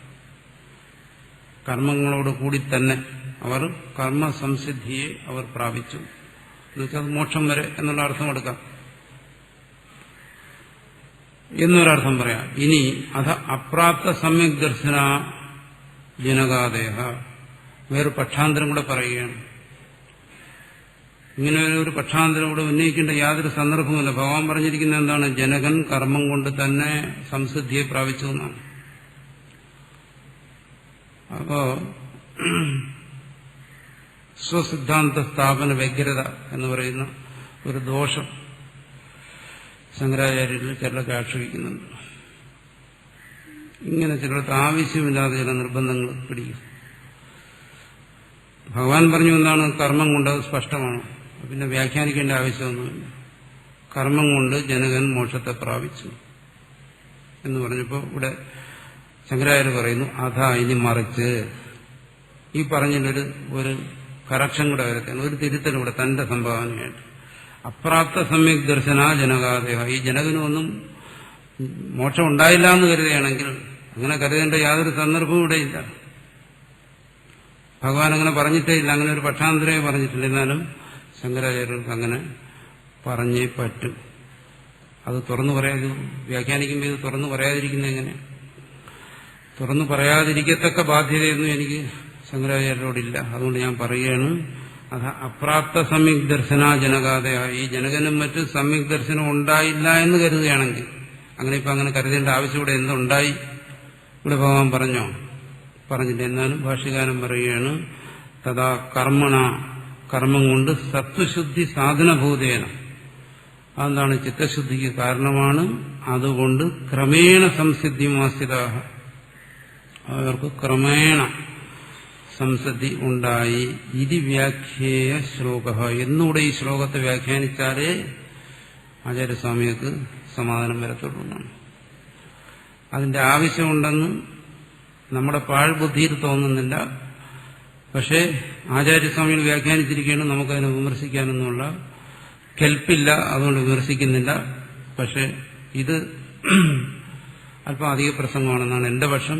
നിങ്ങളുടെ പക്ഷം എന്താണ് നിങ്ങൾ തീരുമാനിച്ചോളൂ. ഞാനിങ്ങനെ പഠിപ്പിച്ചു എന്ന് പറയരുത്. ശങ്കരാചാര്യ അങ്ങനെ പറഞ്ഞു എന്നും പഠിപ്പിച്ചു എന്നും നിങ്ങൾ ആരുടെടുത്തും പോയി പറയരുത്. ഇവിടെ ഇങ്ങനെ ഒരു വ്യാഖ്യാനം വന്നിരിക്കുന്നു. എന്താണ് ഭഗവാൻ പറഞ്ഞത്? കർമ്മം കൊണ്ട് ശങ്കരാചാര്യർ ജനകൻ സംസിദ്ധി മോക്ഷത്തെ പ്രാപിച്ചു എന്നാണ്. ഇവിടെ ഭാഷ്യകാരൻ പറയുന്നത് ഇനി അങ്ങനെ പ്രാപിച്ചിട്ടില്ലെങ്കിൽ എന്നൊരു പക്ഷാന്തരം ഉന്നയിച്ചിട്ടൊന്ന് പറഞ്ഞു. അത് ഏതുപോലെ ഈ ആവശ്യമില്ലാത്തടത്ത് ക്ഷത്രിയൻ മറ്റവനെന്നൊക്കെ എഴുതി ചേർക്കുന്ന പോലെയുള്ള ഒരു പരിപാടിയാണ്. അങ്ങനെ ഉണ്ട് ഇടയ്ക്കിടയ്ക്ക്. എന്തുകൊണ്ടങ്ങനെ സംഭവിച്ചു എന്നുള്ളത് എനിക്കറിയത്തില്ല. ഇങ്ങനെ ഇടയ്ക്ക് ചില ഭാഗങ്ങളിലൊക്കെ കാണുന്നുണ്ട്. അതുപോലെ ഒരു പക്ഷാന്തരം ഇവിടെ ഉന്നയിച്ചിരിക്കുകയാണ്. ഇനി അവർക്ക് ജനകന് മോക്ഷം കിട്ടിയില്ലെങ്കിൽ എന്താ? ജനകന് മോക്ഷം കിട്ടിയില്ലെന്ന് അങ്ങനെ ഒരു ആശങ്കപ്പെടേണ്ട യാതൊരു സന്ദർഭവും ഇവിടെയില്ല. പക്ഷെ അങ്ങനെ വ്യാഖ്യാനിച്ചിരിക്കുന്നു. അങ്ങനെ ഒരു പക്ഷാന്തരം ഇവിടെ ഉന്നയിച്ചിരിക്കുന്നു. എന്നുവെച്ചാൽ കർമ്മം കൊണ്ട്. എന്തുകൊണ്ട്? ജനകൻ ക്ഷത്രിയനാണ്. ക്ഷത്രിയന് മോക്ഷം കിട്ടണം, മോക്ഷം കിട്ടാൻ പാടില്ല. ബ്രാഹ്മണന് മാത്രമേ മോക്ഷം പാടുള്ളൂ എന്ന് ചിലർ വ്യാഖ്യാനിക്കുന്നവരുണ്ട്. പക്ഷെ ശങ്കരാചാര്യർ അങ്ങനെ പറഞ്ഞിട്ടില്ല. അതുകൂടെ പറയണമല്ലോ. ബ്രഹ്മസൂത്രത്തിൽ അവശൂദ്രാധികരണത്തിന്റെ അവസാനം ശങ്കരാചാര്യർ പറഞ്ഞു ബ്രാഹ്മണന് മാത്രമല്ല എല്ലാവർക്കും മോക്ഷം കിട്ടാം. മോക്ഷത്തിന് ഉള്ള അവകാശത്തെ ആർക്കും നിഷേധിക്കുന്നില്ല. പക്ഷെ അവിടെ ഒരു കാര്യം തറപ്പിച്ചു പറഞ്ഞു. വേദം പഠിക്കുന്നതിന്, വേദം പഠിച്ച് അതിലൂടെ പോകുന്നതിന് ത്രൈവർണികർക്ക് മാത്രമേ അവകാശമുള്ളൂ, ശൂദ്രന് അവകാശം ഇല്ല എന്നവിടെ പറഞ്ഞു. പക്ഷെ ഈ സന്യാസത്തിന്റെ കാര്യം പറയുമ്പോൾ ഇവിടെ മധുസൂദന സരസ്വതിയെ പോലെയുള്ള വലിയ പ്രഗത്ഭന്മാരായ ആചാര്യന്മാരെല്ലാം പറയും ഈ സന്യാസത്തിന് ക്ഷത്രിയന് അവകാശമില്ല. അവിടെ തർപ്പിച്ചു പറയും. ഈ ഭാഗം മറ്റു വ്യാഖ്യാനങ്ങളിലെടുത്ത് നോക്കുമ്പോൾ ശൂദ്രന്റെ കാര്യം പിന്നെ പറയുകയും വേണ്ട. അതേസമയം ഇവിടെ തന്നെ ഗീതയുടെ വ്യാഖ്യാതാക്കൾ, പ്രാചീനന്മാരായ ചില വ്യാഖ്യാതാക്കൾ അതിനെ നിഷേധിക്കുന്നുണ്ട്. അവർ പറയും ഈ പറയുന്നത് തികച്ചും അസംബന്ധമാണ്, അങ്ങനെ ഒരിക്കലും പറയാൻ പാടില്ല. ബ്രാഹ്മണനും ക്ഷത്രിയനും വൈശ്യനും ഈ മൂന്ന് കൂട്ടർക്ക് സന്യാസാവാം എന്ന് പറയുന്നു. അങ്ങനെ ചില ആചാര്യന്മാർ പറയുന്നുണ്ട്. എന്നാലും ശൂദ്രന് സന്യാസം പറഞ്ഞിട്ടില്ല. ശൂദ്രന് സന്യസിച്ചു കഴിഞ്ഞാൽ ശംഭുവന്റെ ഗതി വരുമെന്നുള്ളതാണ് നമ്മുടെ മിക്കവാറും ആചാര്യന്മാരുടെയൊക്കെ അഭിപ്രായം. ഞാൻ പറയുന്നതല്ല, നമ്മുടെ ഈ ഭാഷ്യങ്ങളെല്ലാം എടുത്ത് വായിച്ച് നോക്കിയിട്ട് മനസ്സിലാക്കുക. അത് എന്താണ്? ബ്രഹ്മവിദ്യയിൽ വന്ന ഒരു വൈകൃതം എന്നുള്ള എന്നേ അതിനെക്കുറിച്ച് പറയാൻ പറ്റും. കാരണം സത്യം പറയണമെന്നാണല്ലോ ഇപ്പം നമ്മൾ ചർച്ച ചെയ്തത്. പിന്നെ ഇനിയിപ്പോൾ എങ്ങനെ ഇതിനെ തിരിച്ചും മറിച്ചുമൊക്കെ പറയുന്നു. അതുകൊണ്ട് ഉള്ള കാര്യം ഞാൻ പറയുകയാണ്. ഇങ്ങനെയാണ് ഈ വ്യാഖ്യാതാക്കൾ പലരും പറഞ്ഞിരിക്കുന്നത്. മധുസ്മരസരത്തിൽ ഇതൊക്കെ സ്പഷ്ടമായിട്ട് പറഞ്ഞിട്ടുണ്ട്. ഒരു കാരണവശാലും ക്ഷത്രിയൻ സന്യസിക്കാൻ പാടില്ല എന്ന്. അപ്പം പറയാം അതൊക്കെ ഗുണത്തെ എടുത്തുകൊണ്ടാണ് പറഞ്ഞത്. ഗുണത്തെ എടുത്തുകൊണ്ടല്ല ഇവർ സംസാരിക്കുന്നതിനുള്ളതിന് തെളിവാണ് ഇവിടെ പറഞ്ഞത്. എന്താണ്? ക്ഷത്രിയാഹ, ജനകന ക്ഷത്രിയനെന്ന് പറഞ്ഞു. ജ്ഞാനമാണ് ബ്രാഹ്മണന്റെ ലക്ഷണമെങ്കിൽ ജനകനെങ്ങനെ ക്ഷത്രിയനാകും? ഒരിക്കലും ആകത്തിലൂടെ ക്ഷത്രിയ എന്ന് പറയേണ്ട കാര്യം ഇല്ല. അതുകൊണ്ട് ഇങ്ങനെ ചില കരടുകൾ, ചില പുഴുക്കുത്തുകളൊക്കെ നമ്മുടെ ഈ ഭാഷ്യത്തിനും അവിടെ ഇവിടെയൊക്കെ ഉണ്ട്. അത് കണ്ടിട്ട് നമ്മൾ കണ്ടില്ലെന്ന് നടിച്ചു പോകുന്നതാണ് നമ്മുടെ മനസ്സിന്റെ സ്വസ്ഥതയ്ക്ക് നല്ലത്. അതുകൊണ്ട് അടുത്ത് മുമ്പോട്ട് പോകാം. എന്താണ്? അധമന്യസേ പൂർവൈരവി ജനകാദിഭിരപി അജാനദ്ഭിരേവ കർത്തവ്യം കർമ്മ കൃതം താവത അവശ്യം അന്യേന കർത്തവ്യം സമ്യക് ദർശനവത കൃതാർത്ഥേനീതി തഥാപി പ്രാരബ്ധകർമായത്തഹത്വം ലോകസംഗ്രഹമേവാപി ലോകസ്യ ഉന്മാർഗ പ്രവൃത്തി നിവാരണാർത്ഥം ലോകസംഗ്രഹ തമേവാപി പ്രയോജനം സമ്പശ്യൻ കർത്തും അർഹസി. അതെന്ന് പറയുന്നു. പൂർവൈരവി ജനകാദിഭി, പൂർവ്വത്തിലുള്ള ജനകനും മറ്റും എന്താണ്? ആ ജാനദ്ഭിരേവ കർത്തവ്യം കർമ്മകൃതം, അവർ അജ്ഞാനികളാണ് എന്നാണ്. അവരൊന്നും അറിവില്ലാത്തവരാണ്. അങ്ങനെയുള്ളവർ കർത്തവ്യമായ കർമ്മം ചെയ്തു, ജ്ഞാനികളായിരുന്നില്ല. താവത അവശ്യം അന്യേന കർത്തവ്യം സമ്യക് ദർശനവത കൃതാർത്ഥേന. അതുകൊണ്ടെന്താണ്? അന്യർ, സമ്യക് ദർശനമുള്ളവർ, കൃതാർത്ഥന്മാര്, അവരെന്ത് ചെയ്യണം? അവശ്യം കർമ്മം ചെയ്യണം. തഥാപി പ്രാരബ്ധകർമായത്തഃ, പ്രാരബ്ധകർമ്മത്തിനനുസരിച്ച് ത്വം ലോകസംഗ്രഹമേവാപി, ലോകസംഗ്രഹത്തെ കരുതിയെങ്കിലും ലോകസ് ഉന്മാർഗ പ്രവൃത്തി നിവാരണം, ലോകം ദുർമാർഗത്തിൽ പ്രവർത്തിക്കരുത്, അതിനെ തടയുന്നതിന് വേണ്ടി ലോകസംഗ്രഹമേവാപി പ്രയോജനം സമ്പശ്യൻ, ലോകസംഗ്രഹം എന്ന് പറയുന്ന പ്രയോജനത്തെ കണ്ടുകൊണ്ടാണെങ്കിലും കർമ്മ കർത്തും അർഹസി, നീ കർമ്മം ചെയ്യേണ്ടത് തന്നെയാണ് എന്ന് അർജുനനോട് പറയുന്നു. ഇനി ശ്ലോകത്തിൽ നോക്കുക. കർമ്മണ ഏവ, കർമ്മം അനുഷ്ഠിച്ചുകൊണ്ട് തന്നെ എന്ന് വെച്ചാൽ കർമ്മത്തെ ത്യജിക്കാതെ തന്നെ ജനകാദേഹ, ജനകൻ തുടങ്ങിയ പൂർവ രാജാക്കന്മാർ സംസിദ്ധിം, മോക്ഷത്തെ ആസ്ഥിതാഹ, പ്രാപിച്ചിട്ടുണ്ട്. ഹി, അതുകൊണ്ട് ഇക്കാര്യം വ്യക്തമായിരിക്കെ ലോകസംഗ്രഹമേവാപി, ലോകസംഗ്രഹത്തെ ഉദ്ദേശിച്ചിട്ടാണെങ്കിലും സമ്പശ്യൻ, അതിനെ മനസ്സിലാക്കിയിട്ടാണെങ്കിലും ലോകസംഗ്രഹ ബുദ്ധിയോട് കൂടിയിട്ടാണെങ്കിലും സമ്പശ്യൻ എന്ന് പറയുമ്പോൾ അതിലെല്ലാം വരും. കർമ്മയോഗത്തിന്റെ എല്ലാ തത്വങ്ങളെയും ഉൾക്കൊണ്ടുകൊണ്ട് കർത്തും അർഹസി, നീ കർമ്മം ചെയ്ത് തന്നെ തീരണം.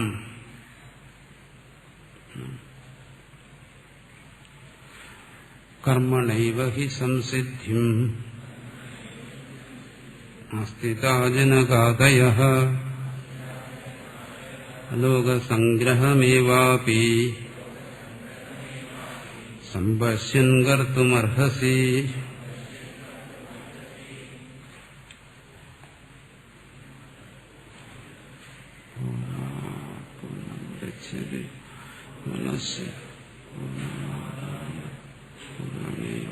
ശിഷ്യത്തെ ഓം ശാന്തി ശാന്തി ശാന്തി.